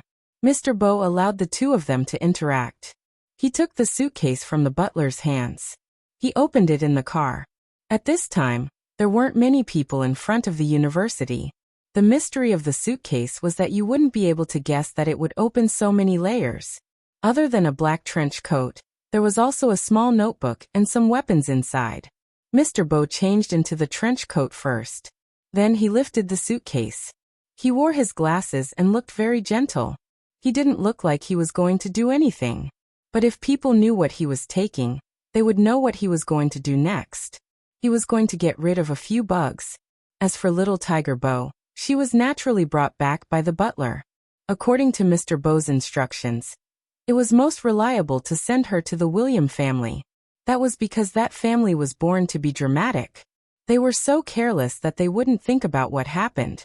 On the other hand, the butler was very polite. He bowed towards little William and said, "Young lord, I'll have to trouble you for a day." Little William's eyes widened. After all, he had only seen such a person in the movies his father filmed. Little Tiger Bo didn't need to trouble others. But similarly, she knew that her father had something to do. Little Tiger Bo was a thoughtful person. When she smelled the different atmosphere this time, she climbed up to the window several times to take a look. It wasn't until much later that his father finally showed up. Mr. Bo was here to bring little Tiger Bo home. In reality, other than that kid from the Chin family, he didn't feel at ease leaving Gio in the hands of anyone else for a day. It wasn't that the others weren't good. To be honest, the others weren't smart enough. For example, right now, little William couldn't tell that Mr. Bo's hand was injured no matter how hard he looked. After all, he was still the same as before. His tie wasn't tied properly and was half slanted to the side. It was obvious that he was living off a woman. Only her lips were a little pale. Only little Tiger Bo could tell that something was wrong with her father. She didn't let him hug her. Instead, she held his hand and walked home. When they were halfway there, Mr. Bo leaned against the tree trunk. His breathing was unstable. Jiu-Yu, little Tiger Bo was still very capable. Even a child would feel uncomfortable seeing such a scene. But he didn't panic at all. He took out his phone from his father's pocket and called Grandpa Butler. From making the call to hanging up the phone and waiting for the butler to arrive, the entire process was completely unlike that of a 5-year-old child. However, her little hands were trembling a little, and the tiger did not even lift its head. After Grandpa Butler rushed over, he started to treat his master's injuries. The hand injury was easy to deal with, but the bullet in his shoulder had to be taken out. This was how his master was able to walk all the way and still take the time to call his madam. He smiled gently. "Lord Gio? She is downstairs, playing with her little keyboard. Don't worry, I will take good care of her." After hanging up the phone, his breath leaked out. The temperature was a little high. Grandpa Butler prescribed a lot of medicine. After treating the wound, he said, "It's all thanks to young lord's timely call." Mr. Bo leaned against the wall. One of his shoulders was wrapped in bandages. His long and narrow eyes were tilted upwards. He had the aura of a king that he didn't have in front of others. That's why I said that she is very suitable to take over my position, both technically and psychologically. Words to the readers. This book is participating in the QQ reading event. As long as the readers have tipped, they can participate in the lucky draw. There are many prizes. Everyone, please leave more comments and participate. I wish everyone a big prize. The prizes are as follows. 1. Reading points/book coins. 2. Author discount coupon/book discount coupon. Chapter 1445. Downstairs. Little Tiger Bo was tapping on her keyboard. She was trying to use her computer to contact Momo. But when she went into the chat tool, she looked at the time on the monitor. The sky in China wasn't bright yet. Momo was definitely sleeping. Little Tiger Bo paused and scratched her face. Then she looked up and glanced at the second floor. Recently, her father had been more mysterious than before. She didn't know what happened. If Momo was here, he could help her analyze it. Momo seemed to know everything. Little Tiger Bo hugged her little keyboard. She glanced at the gray profile picture again. Her tiger tail drooped and she couldn't help but mutter, "Momo, I miss you." At that time, Bojo was still young. She spoke in a childish voice, which was very likable. It would make people forget all the mischief she had done when she was naughty. Qin Mo had asked himself this before. What was so good about that person? He couldn't say it. But he couldn't find another person like that person. But there seemed to be something buried in his heart, and he couldn't take it out. But even if he was half a world away, that person's shadow would still appear in front of his eyes. In China, there were many gatherings and rules after the Chinese New Year. It was especially so for aristocratic families like the Yin family and the Qin family. Hence, when the Chinese New Year arrived, Qin Mo had to go to many places. He would visit every old general in the courtyard. In the north, this was called New Year greeting. The Qin family had always been conservative. They always valued Chinese etiquette. But this year, when Qin Mo was greeting them, he was obviously distracted. When he saw the children there, he would pause for a moment. There were always fights in the courtyard. It was the kind of fight between boys. In the past, when they saw Qin Mo, they would automatically restrain themselves. After all the children in the courtyard knew that Qin Mo might look like a gentle little prince, but when he fought, it was really painful. But today, when they saw them gathering here, he acted as though he didn't see it. What was going on? The children couldn't understand. A little girl called Brother Mo came over. Qin Mo didn't turn back. This was really not in line with his usual etiquette. Just when all the children noticed that Qin Mo was different, Qin Mo's eyes lit up. When Qin Mo saw these people, he kept wondering what the little tiger was doing. Did she not eat properly again? It should be impossible. When he left, he had told her to go to his room to get snacks if she was hungry. It was just that the phone at home rarely rang. Because of this, he specifically told Aunt Zhang that if there was a call, she had to tell him no matter what. There was no movement on the internet either. Although he did not want to admit it. But there was a thought that was getting stronger and stronger. Worried about the time he was away.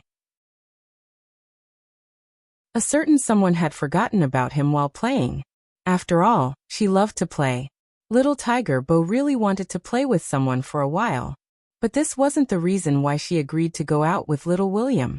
Instead, Little William said that this time, the crew was going to a place where they could ask for an amulet. There were many different kinds of churches that could be found in foreign countries. Hence, when she heard that they were going to pray to Buddha, Little Tiger Bo agreed without hesitation. On this day, Qin Mo boarded the plane early without Grandpa An's company.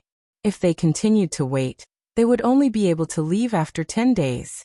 Qin Mo couldn't wait that long. It wasn't because of anything else. He just felt that it was time to go back.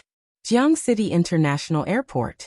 When the ticketing officer saw such a young child at the security check, he confirmed again. "Are you boarding the plane alone?" "MH." Qin Mo replied faintly. He was still holding his little panda suitcase. After all, such a small suitcase didn't need to be checked in. Probably because of Qin Mo's aura, the ticketing officer retracted his expression. In reality, Grandpa An had personally sent Qin Mo to the airport. When they alighted, Grandpa An was still saying, "Why are you going back so early? Do you miss Gio?" Qin Mo's little face didn't show any expression. "But it's time to go back." Oh. Grandpa studied his grandson's expression and smiled even more happily. I miss Gio. When you reach there, remember to give me a call. I heard from the nanny that you are quite obsessed with the phone recently. Chinemo knew that his grandfather was treating him as a joke. He didn't say much. When he was on the plane, he was still thinking that a certain little tiger would probably like the things he brought over this time. They were all delicious Chinese New Year goods. Preserved beef, ham and some snacks. When the old generals in the courtyard heard that little Chinemo wanted these things, they were all surprised. Little Chinemo was usually a little ice cube. He wasn't picky when it came to his upbringing and manners. However, compared to their grandchildren, he matured too early and didn't eat these things at all. This time, they didn't know what was going on. He even got someone to bring 3 big bags of fried dough twists from Jinwei. Not to mention the local snack of Jiang City, donkey rolling. He bought at least 5 boxes. It was indeed a festive atmosphere. But who was he going to feed these things? No one knew. After all, Chinemo had already boarded the plane. On the other side of the ocean, little William was happy. He had long heard that the little demon from the east wouldn't be back for a while. This way, he wouldn't feel pressured when interacting with Gio. He wasn't afraid of the little demon. Yes, he wasn't afraid at all. What are you doing? Gio couldn't understand why William was walking around. Little William coughed lightly. Nothing. So he really wasn't around.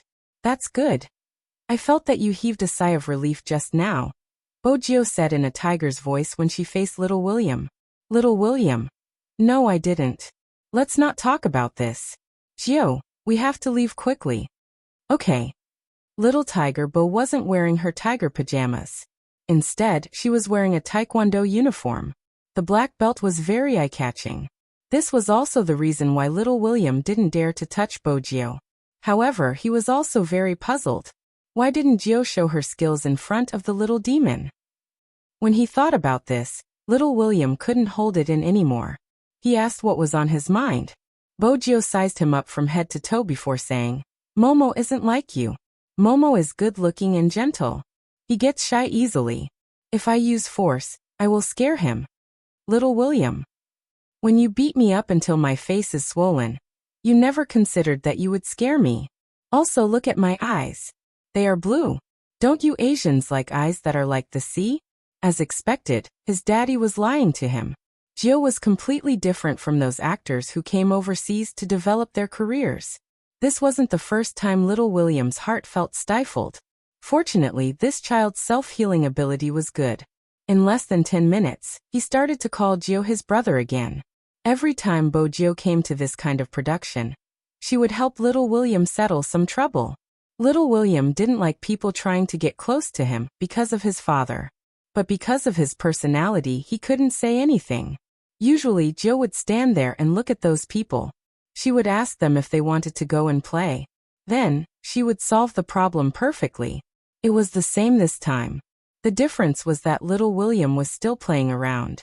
Although he was very interested in the Eastern faith, he was also in awe of it. But he didn't seem to have any requests. On the other hand, Gio ran here and there. She didn't seem to care about the sweat on her face. She was really like a little tiger. She knelt on the horsetail whisk mat seriously. Her small hands were clasped together. Her round eyes didn't blink. It was rare for such a young child to be able to do this. Unless she was a little monk in a temple. She was probably too young. An old monk wearing a robe walked over and chanted, Amitba. He had seen countless people, but he had rarely seen such a fate. Her murderous aura filled the sky, but she had a Buddhist fate. What kind of fate was this? Gio probably heard this voice. She tilted her head and blinked her eyes at him like a little tiger. Master. The old monk was stunned when he saw her. His gaze landed on the tear mole at the corner of her eye. He couldn't help but stretch out his hand, wanting to touch the child's head. Little Tiger Bo was still kneeling there. Her small face was very serious. Master, I want to ask for 2 protective amulets. 2. The old monk asked. For yourself? Little almsgiver, if you ask for too many protective amulets, they won't work. Little Tiger Bo shook her head. I don't want it for myself. One is for my parents and the other is for Momo. I hope that they can be safe. Master, I only have this one wish. Isn't it working? The old monk looked into her eyes. After a long time he said, You can make other wishes. You don't have to ask for your parents. Blessings can be given to others. Why not yourself? It's my good fortune that Momo is safe and sound. Little Tiger Bo's eyes were very big. They gave people a furry feeling, even though it was a life of misfortune. It's my fortune that Momo is safe and sound. The old monk was shocked.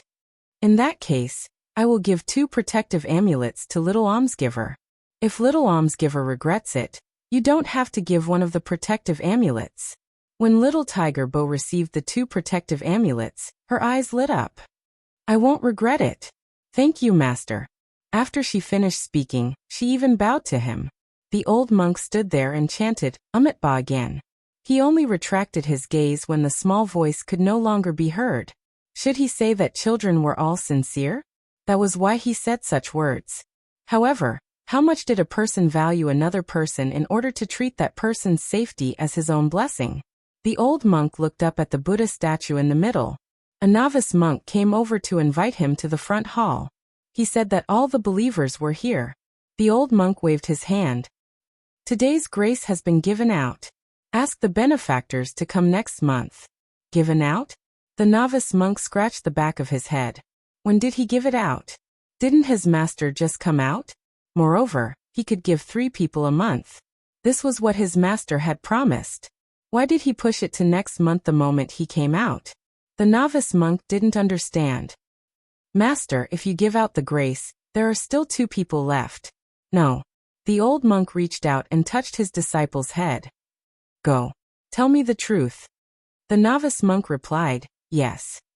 He didn't understand who was lucky enough to get 3 sets of grace from his master. After all, the grace given by his master was always effective. This was also the reason why so many people came here. Hence, people only knew that Chinemo wrote in the amulet. He said that his wish was for the little tiger to live a peaceful and happy life. They didn't know what Bojio got for him. Little William didn't look over. He felt that this place was mysterious. There were some places that he couldn't get out of. It didn't look like the buildings and specifications of their foreign countries. Fortunately, Grandfather Butler was here. It was strange. In the past, Joe never needed to bring anyone along when they went out. Why was this Grandpa Butler following him and Gio wherever they went this time? Fortunately, it didn't affect their play. Little William was curious about what Bojio asked for. Gio, go and pay your respects to the Eastern gods. What did you ask for? They said that you can shake the Buddha. I can't remember what the Buddha is. Anyway, you can ask for a marriage. I already have Momo. I don't need to ask for a marriage. The only flaw was that Momo still hadn't agreed to sell her to be her pet. Little William's lips froze on the spot. Gio, did you consider my feelings when you said that? Obviously there was none. The 2 children ate ice cream together.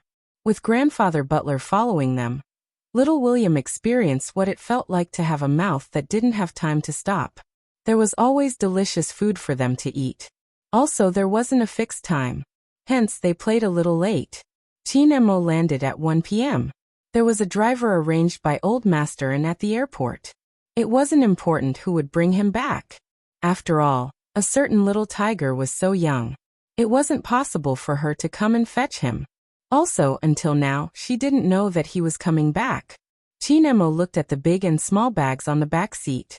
He used his brain a little, and he could imagine the expression on the little tiger's face when she saw him and the pile of snacks. She would definitely pounce on him, hug his waist and say that she missed him. He knew a certain someone's routine very well. With that in mind, Chinemo tilted his head, the corners of his lips curving upwards. The driver looked at the rearview mirror in confusion. Young master, why are you smiling? Is there something interesting happening outside? There wasn't any. They were on a long bridge and there were cars everywhere. Then, why was young master smiling? Of course, Chinemo wouldn't say that he couldn't help but smile when he thought of a certain little tiger. He just tilted his head and said faintly, nothing. But as he got closer, he couldn't help but smile. It was faint and faint. He was about to see a certain little tiger. At this time, she should still be doing her mission.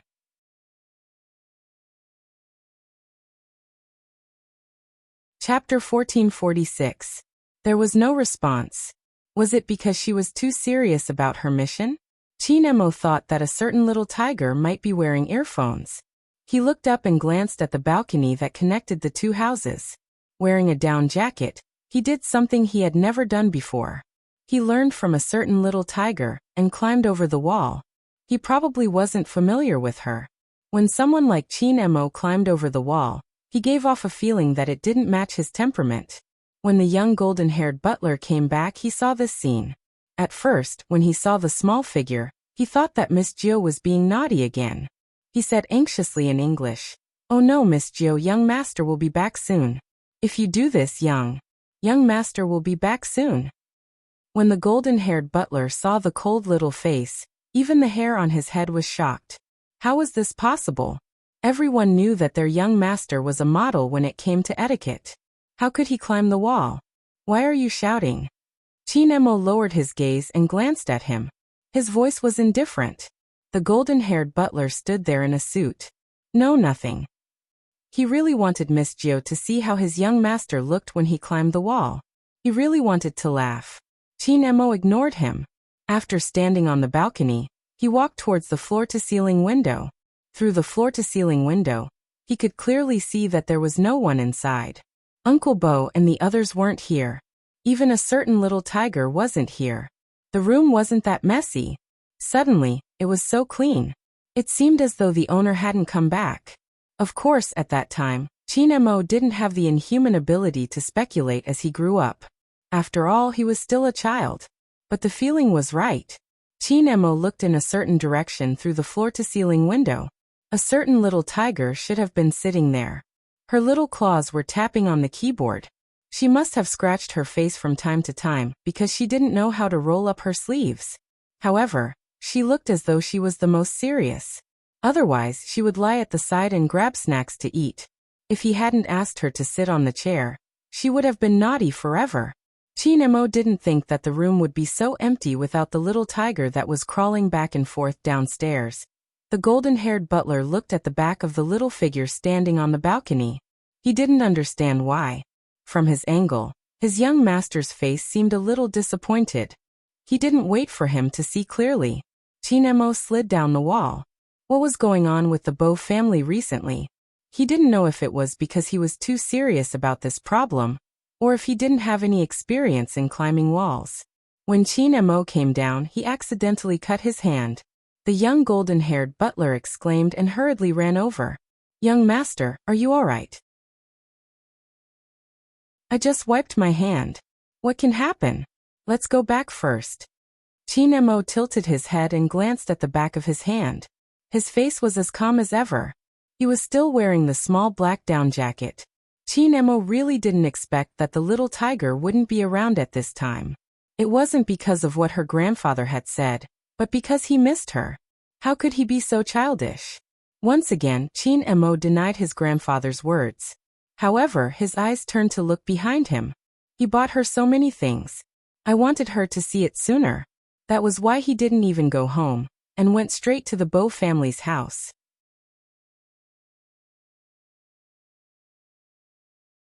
Chapter 1447. The golden-haired butler felt a little disappointed. His young master felt a little disappointed. Was it because of the huge difference between Chinese and Western culture? He couldn't find a better adjective? Or was it because Miss Jiu wasn't by his young master's side today? That was why he felt that the tall and straight back view was different from other times. It made sense. Usually at this time, what was his young master doing? He was either helping Miss Jiu to roll up her clothes or helping her to put on a scarf.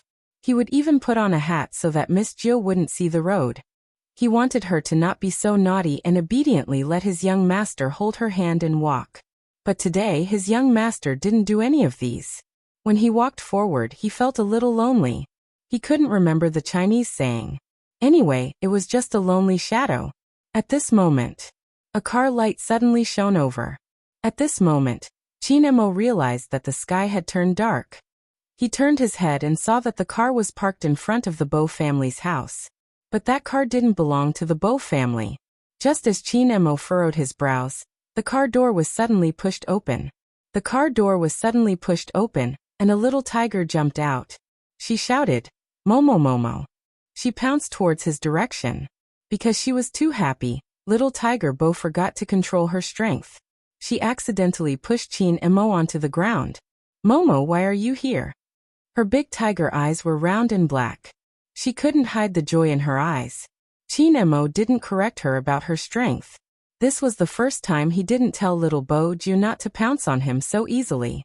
Instead, he turned his head and placed his hand on her waist. He probably wanted to enjoy this reunion after a long time. That was why he wanted them to be closer. But he didn't want others to see his emotions. Thus, he buried his head on the little tiger's shoulder. His voice was calm. "I'm back." This was the first time little tiger Bo saw her little princess Chin being so proactive and a little shy. She happily took out the amulet she had begged from Master. Without thinking, she pulled a red string and put it around his neck. "Momo, a present for you." Chin Emo replied, "MMH." His voice didn't sound like anything. But the young golden-haired butler could see the slight difference when he looked at him. The smile on his young master's face was too obvious. Was he that happy? Also, don't think that young master's N is nothing. Except for the things that Miss Jiu gave him. He would accept them. If anyone else offered it to him, he would politely reject it. As long as the person who gave the gift was Miss Jiu. Whether it was a small stone, a wild mushroom, or that huge piggy bank. This kind of inconspicuous thing was placed in the most conspicuous place in the room by the young master. It was impossible for others to touch it. On the other hand, the young master loved it when people asked him questions like, "Where did you buy this tiger piggy bank? It's rare to see such a big one." The young master would always reply lightly, "A certain little tiger gave it to me." In fact, the corners of his mouth were curling up slightly. At that time, the young butler inexplicably understood why the young master would place these things in the most conspicuous place.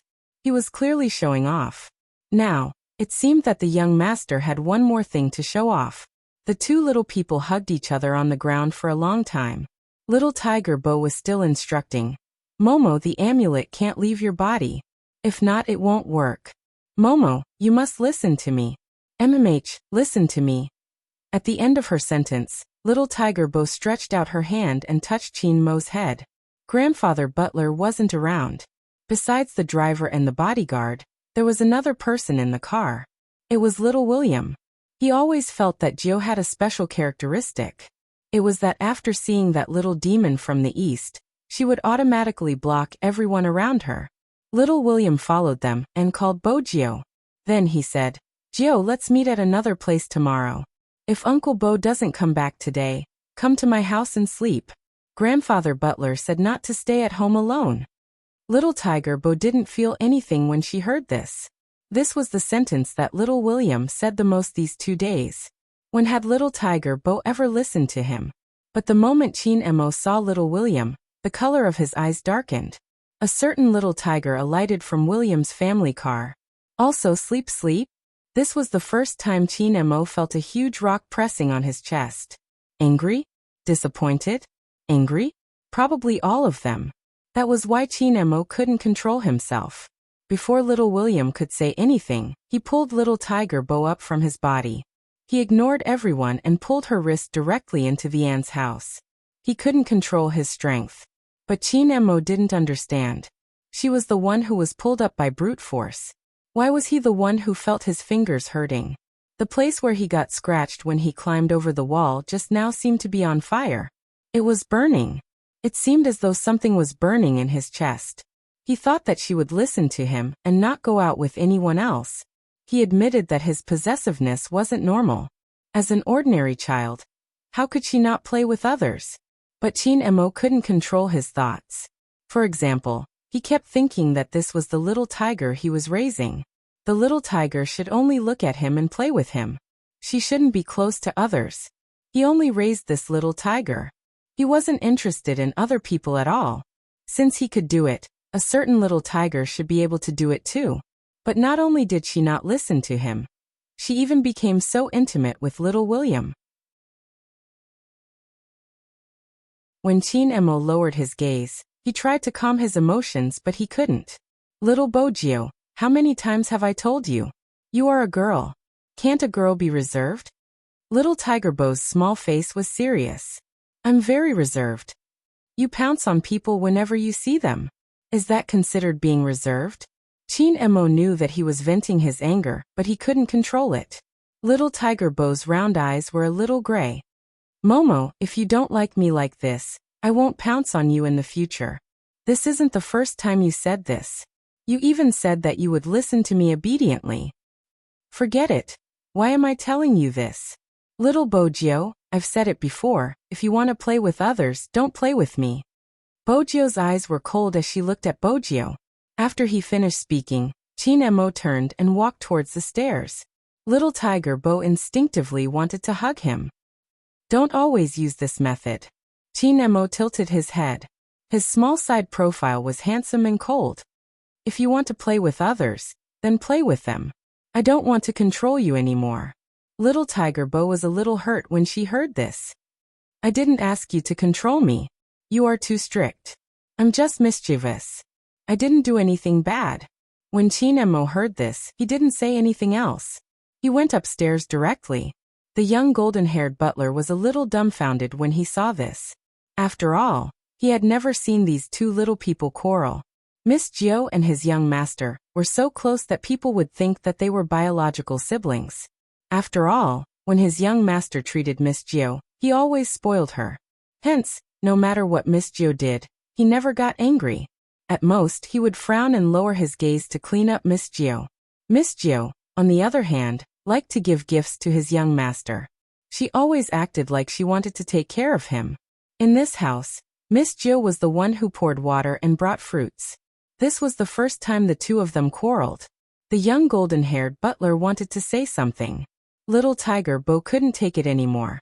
She stood there, not being stubborn anymore. Her little head was lowered. No one knew what she was thinking about. Then she lifted the little keyboard and walked out of the door. She was listless the entire time. She also wondered if she was being too passionate at times. But she thought that Momo liked it. If not, Momo wouldn't allow her to fool around. She knew that she was mischievous. But she had been controlled for so long. How could he just ignore her when he said so? Couldn't he be more trustworthy? Little Tiger Bo was so angry that she threw the little keyboard in her hands. She didn't want it anymore. But the moment she threw it, she remembered the scene of that person dismantling the little keyboard and reassembling it. She ran back and picked up the little keyboard on the ground. When Mr. Bo saw this scene, he pushed his motorcycle up and lifted his helmet. He whistled in a very cool manner and said lazily, "Who made my Lord Joe angry? I don't want to play with little princess anymore. He doesn't like me at all." Little Tiger Bo hugged the little keyboard. Her lips were pressed into a line. Before Mr. Bo could say anything, Little Tiger Bo opened her mouth again. Little Tiger Bo opened her mouth again. "Dad, can I kidnap little Princess Chin? He won't like me anyway. After I kidnap him, he might fall in love with me after some time." Mr. Bo tilted his helmet and knocked Little Tiger Bo's head. "If you want your dad to be wanted by the entire world, kidnap your little princess. What should I do? Sigh, I'm so frustrated." Little Tiger Bo tilted her head and lowered her voice. "I haven't seen Momo for a long time, but Momo said that I shouldn't be reserved, and that I shouldn't keep pouncing on people." Mr. Bo, who was used to being his daughter's relationship counselor, agreed with her. His voice was still casual.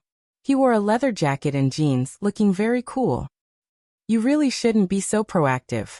You should keep that little ice block from the Chin family hanging. Don't say bad things about Momo." Little Tiger Bo was still very protective of her child. "I should be the one saying it." Mr. Bo. Was this daughter his biological daughter? "All right, Lord Gio, let's talk tomorrow." Mr. Bo reached out and picked up the little tiger. He placed her on his neck. "Let's go home and sleep." Little Tiger Bo replied. Then she seemed to have thought of something.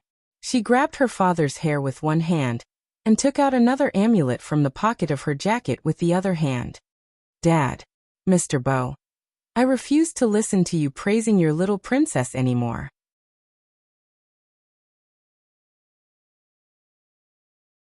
Chapter 1448. Little Tiger Bo widened her eyes. She had a serious expression on her face. I praise my little princess because he is too good. For example, he knows things that Dad doesn't know. Mom says that he has a scholarly aura. He isn't like Dad, who can't pretend no matter how hard he tries. Not only does he feed me, but he also tells me stories before I sleep and teaches me how to write.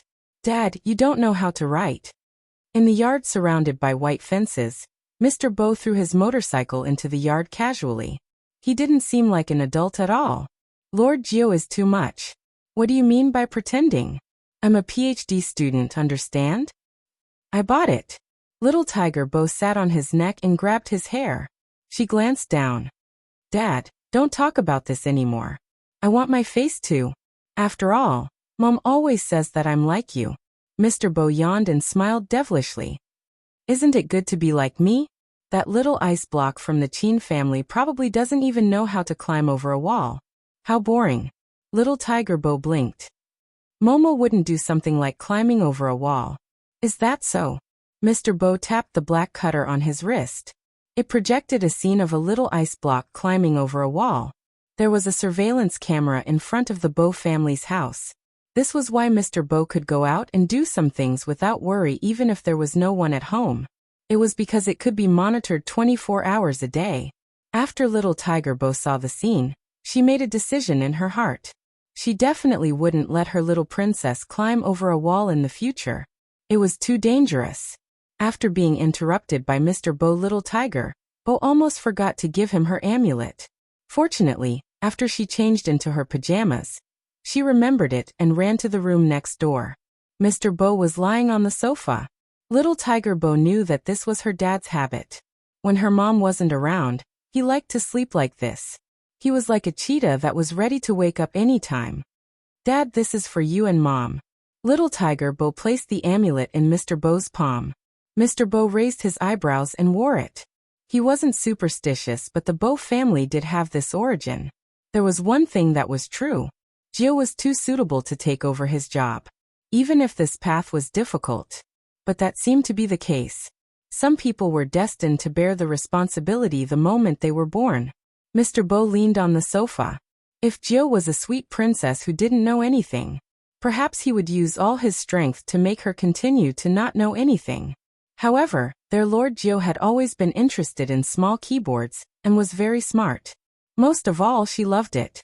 Mr. Bo stood up. His gaze was deep. Because of this figure, Chin Mo gave up on the idea of asking the butler to call Little Tiger Bo back. The Bo family had an adult. It seemed that he had no reason to worry about a certain someone. Chin Mo tilted his head and glanced at his hand. He thought she would be the first to notice his injury, but he didn't. Looking at the snacks they brought back from China, Chin Mo's eyes deepened. He reached out to turn off the lights in the bedroom. He didn't want to treat his wounds, and he didn't even want to sleep. It was probably because he was still jet-lagged. Through the moonlight, Chin Mo looked like a little prince lying on the bed. There didn't seem to be anything out of the ordinary. In fact, he had already opened his eyes when he reached out his hand to touch a certain small heater. Why did I come back so early? As soon as this thought appeared, it never stopped. Some things, we want it to go this way. But the world was always unpredictable. There were too many things that were out of his expectations. This was the first time the young Chin Mo knew what insomnia was. But due to his upbringing and etiquette, he wouldn't toss and turn over. He just looked at the seat beside him. A certain little tiger's liking was probably different from his liking. His liking was to monopolize a person. But she wasn't. If that was the case, everything was meaningless. Based on his personality, he should have done this. But when he wanted to raise a little tiger too much, it didn't matter whether it was his personality or not. Since she was still young and didn't understand the difference, then he would teach her slowly. After thinking through this matter, Chin Mo decided to give a certain little tiger the cold shoulder tomorrow. She was always disobedient. Of course, if a certain little tiger took the initiative to come and reconcile with him tomorrow, he couldn't be too cold and he couldn't vent his anger on her. Even if he really lost his rationality after hearing what William said. But as long as a certain little tiger took the initiative to come and reconcile with him, it didn't matter. The night gradually darkened. At that time, no one would have thought of it. Some things weren't done in time. In the future, they might regret it.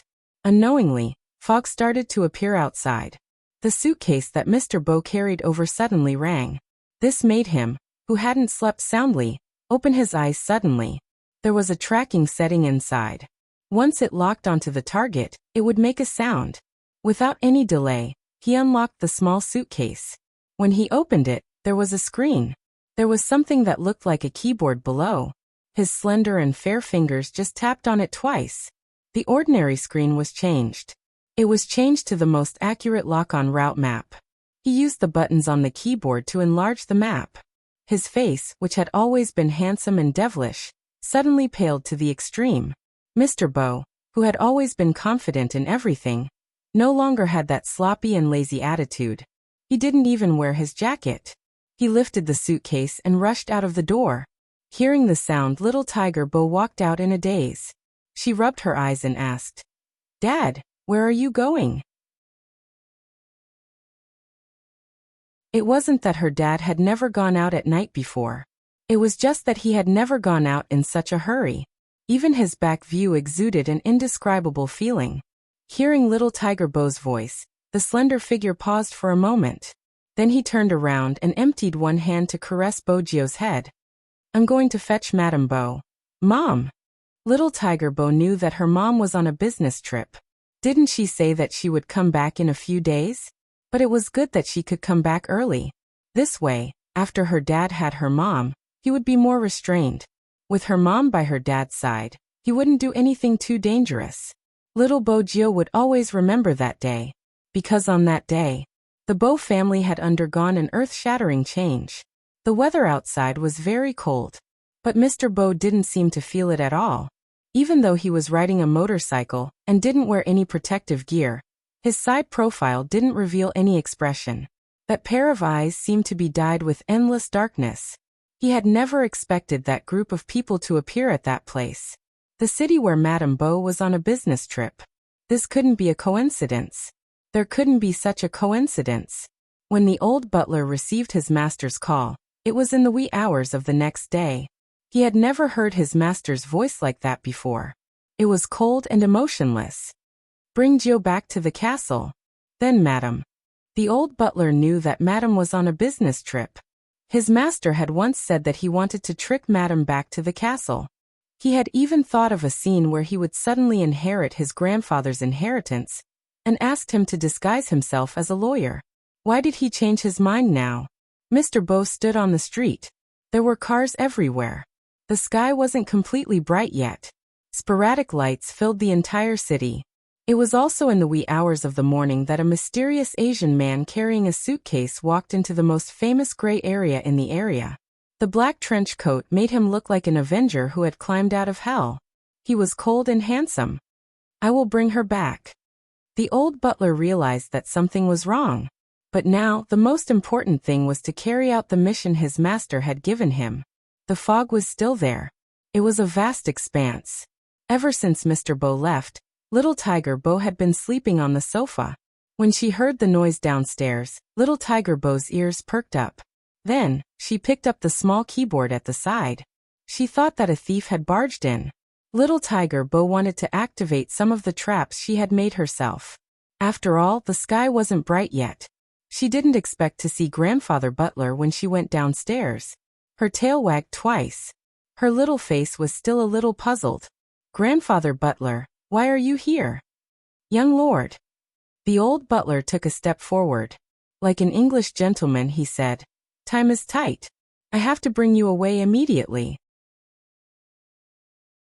Little Tiger Bow instantly sobered up. Now.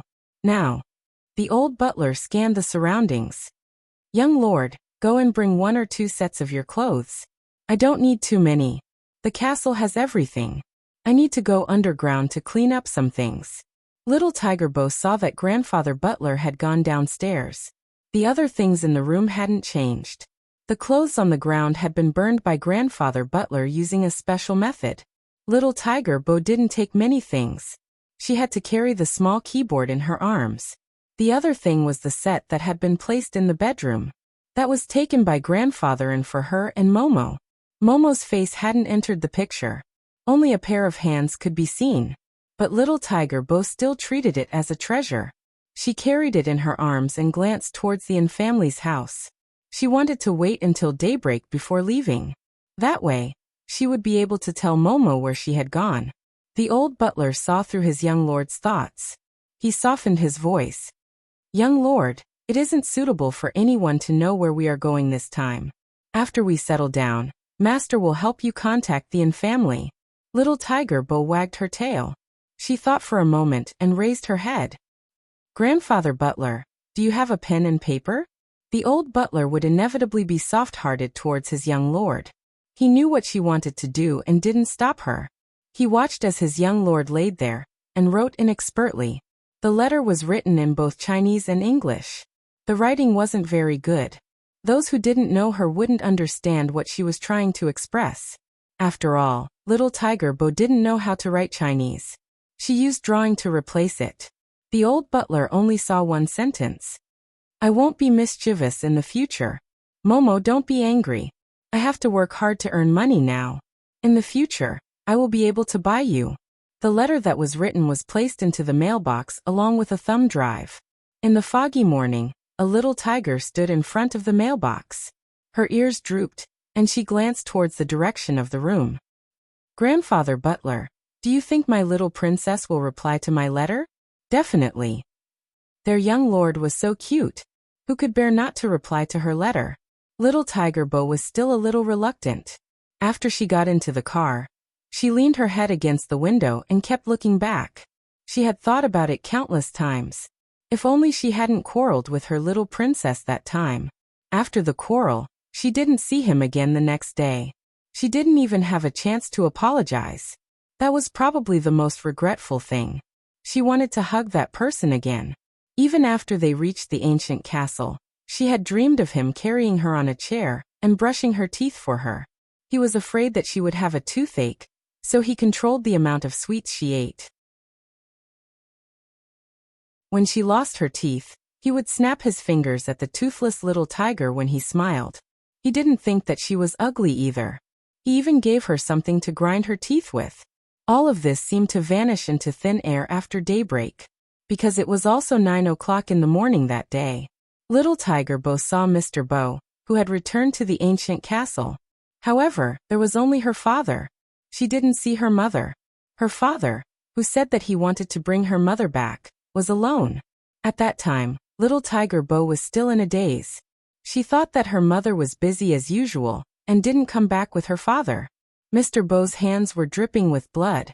His long legs were supporting the motorcycle. His black trench coat was fluttering in the wind. When he took off his helmet, he gave off an indescribable feeling of darkness and fatigue. The old butler's worry was obvious. When he looked at Mr. Bo again, the light in his eyes was different from usual. Little Tiger Bo hugged her little keyboard and called out, "Dad." Mr. Bo seemed to have regained a trace of rationality. His face was stained with blood. His slender figure knelt on one knee and placed his head on Little Tiger Bo's shoulder. His voice was a little hoarse. "Lord Geo, I'm sorry. This time, I'm afraid I have to go against my words." What did he mean by going against his words? Little Tiger Bo didn't understand why she was crying. It was probably because she felt her father trembling slightly. It was so unfamiliar. Little Tiger Bo didn't ask where her mother went. She didn't dare to ask. She was a little afraid. No, it wasn't a little. She was too afraid. She hugged the little keyboard in her arms and allowed her father to lead her to a place. She saw many people. She also saw her father's cold smile. Send them to where they should go. It was a kind of hatred. A hatred that couldn't be erased. It was also at that time that Little Tiger Bo understood a principle. At the same time, she hated this kind of person the most. Don't always stand on the moral high ground and ask people to forgive you. If you weren't the person in question, and didn't understand what the person in question had gone through, then shut up. When did the person who broke a bad person's family and stole other people's things become reasonable? She would never forgive the person who took her things. Some people harmed others to pretend to be pitiful, or to criticize others. Did you think they would feel that they were in the wrong? No. They were just afraid that their image would be damaged. Or, they would show a smug expression and talk about what they had done. The heavenly axiom should be a cycle of retribution. The heavenly axiom wouldn't carry out this retribution on her behalf.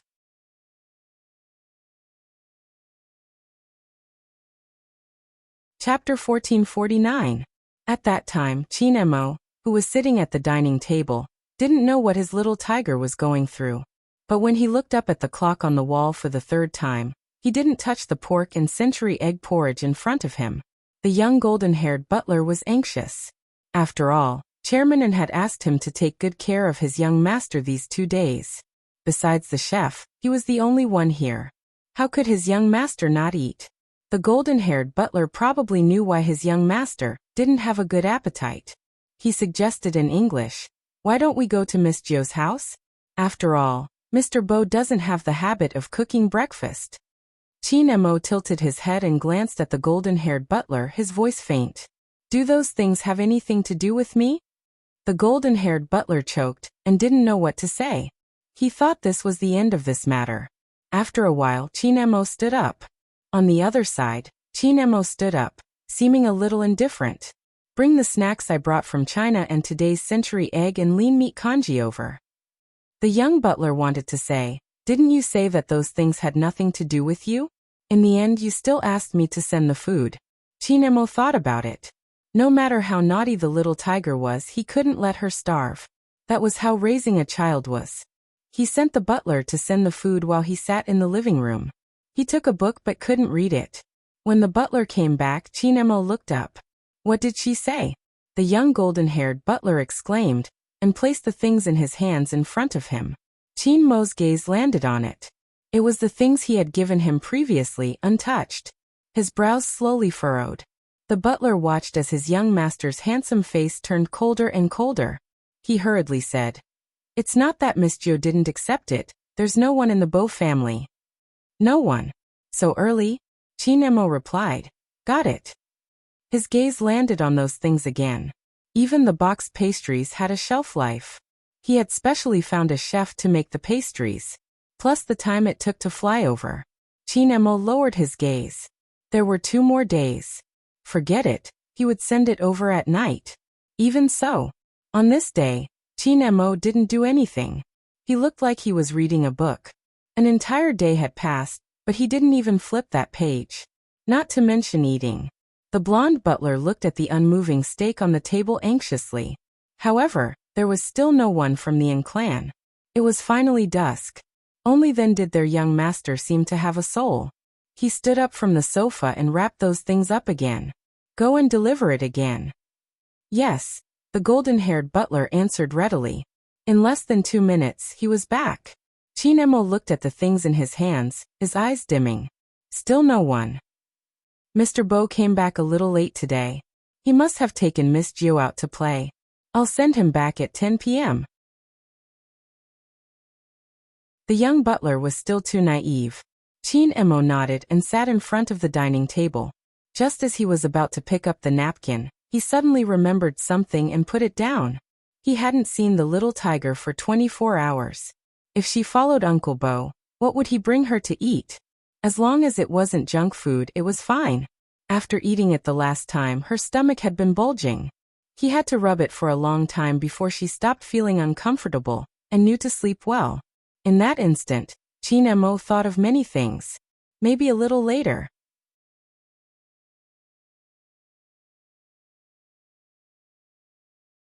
Chapter 1450. The clock in the living room swung from 6 to 10. The fog outside was so thick that he couldn't see the figure walking towards him. Night had already filled the sky. This was the 3rd time the young butler shook his head at Chinemo. "There's still no one." Chinemo didn't speak. But the butler could see that his young master's disappointment was too obvious this time. If Chinemo couldn't sleep yesterday, he couldn't sleep. But today, the feeling was even deeper. At 2 in the morning, he didn't tell anyone. He got up, put on his long black down jacket and walked in the direction of the Bow family's house. His back was small but it was tall and straight. He pressed the doorbell but there was still no one. Did she not come back today? Chinemo thought. He reached out and started to climb the wall again. He had learned all her bad habits. Chinemo stood on the balcony and looked into the house through the floor-to-ceiling window. It didn't look like anyone was there. He reached out and pushed but it didn't open. There was one thing he couldn't compare to a certain little tiger. No matter what kind of lock it was, it could be opened with her hands. He didn't get anything. Chinemo could only go back the way he came. He hadn't seen that person for 32 hours. Even if he wasn't willing to admit it. He flew all the way from the country just so that he could see a certain little tiger earlier. Chinemo lowered his eyes, telling himself to wait a little longer. He was the one raising the child. She wasn't the one raising him. When she came back tomorrow, he would come to the Bow family's house to make up with her. After all, according to a certain person's level of stupidity, she might not understand why he was angry. This was Chinmo's thought that night. The next day, early in the morning, he asked someone to make a basket of soup dumplings, and prepared to bring the things over. Seeing his young master like this, the young butler couldn't bear to say that there was no one at the Bow family's house. He watched as the smile on that handsome little face gradually disappeared. His young master stood in front of the Bow family's house, carrying things in his hands. The way he pressed the corners of his mouth made people think of the word lonely. Fortunately, his young master didn't stand there for long. Instead, he turned around and walked in another direction. The young butler was shocked by this sudden change and hurriedly followed. "Young master, where are you going?" His young master's route was very clear every day. One was to her house and the other was to the Bow family. Usually, he would take Miss Gio for a walk after dinner. He had never been to any other place. What was going on this time? Chinemo didn't speak. He was wearing a black coat, giving off the vibe of a little prince. The butler looked at the little, cold figure, and did not dare to ask a second time. Wait a minute. Wasn't this young Master William's house? Just as this thought rose in the butler's mind, Chinemo had already reached out to press the doorbell. This morning, the big William was still hugging the Spider-Man pillow and fantasizing that he was saving the world. In short, he slept like a log. After all, it was still early, and the alarm clock had not yet rung. What he didn't expect was that he would be dragged out of bed. Who was it? Who was so uncultured as to disturb his dreams? After William opened his eyes, he wanted to express his dissatisfaction in an imposing manner. But when he saw a certain handsome and exquisite little face in front of him, he immediately withered.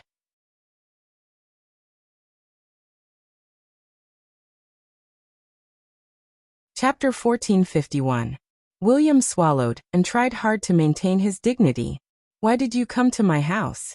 Chinemo glanced at him and then threw him aside. Little William didn't understand why the other party wasn't speaking. His grandfather walked in and smiled at the two of them. "William has never woken up early. Chin, you are indeed amazing." Little William watched as the little vixen nodded politely. He was extremely humble. Where was the force he had used to drag him down by the collar just now? This little vixen from the east only knew how to act. Little William was so angry that he didn't know what to say. He could only grab his hair and stand up. Once his grandfather left, the little vixen revealed his true colors. Not only was his voice low, but his little face was also cold as though someone owed him money. "Where is Gio?"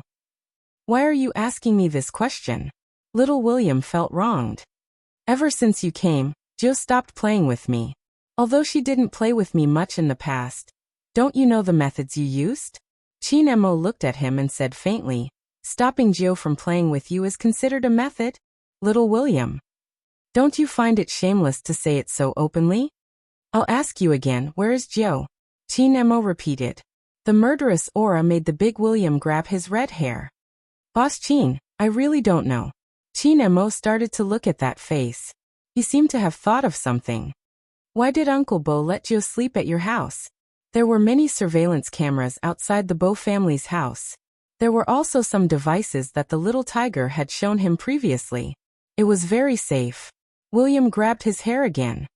Boss Chin, can you let me wear a pair of pants first when you ask me questions? Chin Emo raised his eyebrows. William shrugged. His nose was still red. All right, I won't wear it.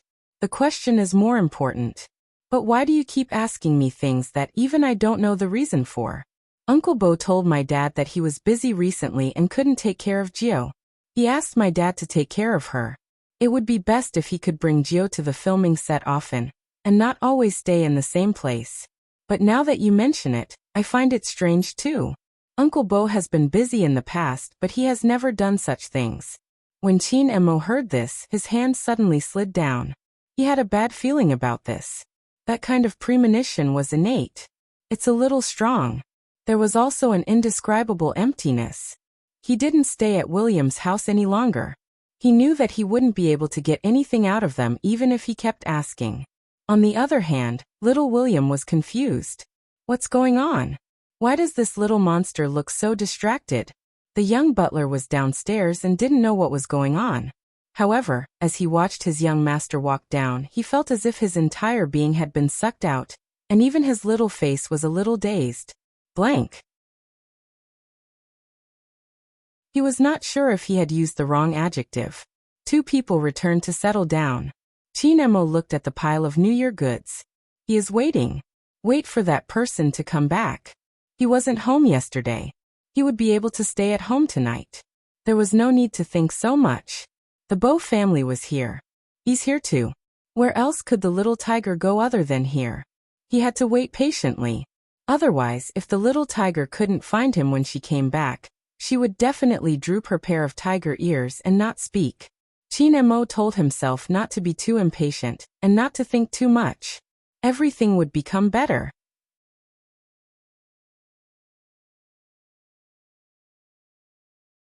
Chapter 1452. However, no. That night, the lights in the Bo house were still dark. Chin Emo took a box of pastries that had expired and placed it aside. The young blonde butler stood beside him. He had been looking for someone, so he didn't even take the newspaper from the mailbox. The atmosphere in the in-house had never been so low. Their young master hadn't eaten for 2 days. The young blonde butler couldn't wait any longer. He called Chairmanin. When Chairmanin heard the news, he put down his work and planned to rush over. But there was a large meeting on hand that he couldn't push off. Hence, 5 days later, Chairmanin flew over. During this period, he had a video call with his grandson. He also understood that if he didn't fly over, something might really happen. Chin Emo was still the same. Nothing could be seen on the surface. Rather than saying that he couldn't see anything, it would be better to say that there was something he didn't want to admit. He had clearly sensed something, but he didn't want to admit it. Children were all like this. They hoped to grab onto a certain hope. In the past, Old Master thought that his grandson wouldn't be like this. But when he saw his grandson in front of him, he realized. In front of the person he liked, he was no different from an ordinary child. 5 days passed. The New Year goods that Chin Emo brought back for a certain little tiger couldn't be eaten anymore. He still remembered when he was about to return to China. The little tiger had curled herself into a ball and laid in his luggage. She had opened her eyes wide and asked him if he could check her back.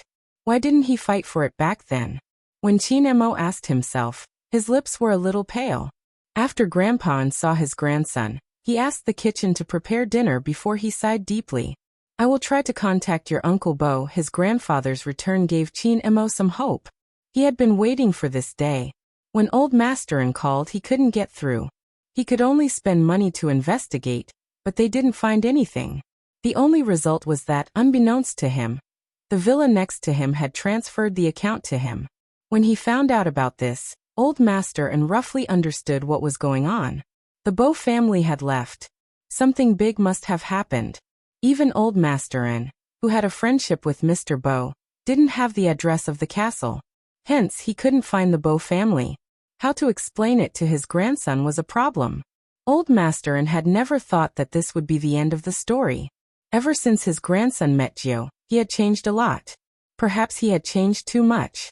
So much so that when he picked up the game controller to play games instead of reading, he was stunned. Old Masterin froze for a moment, because his grandson's back was facing him. The little figure sat on the ground and put down the game controller in his hand. His voice was still indifferent. "Grandfather, I was wrong. I shouldn't be so proud.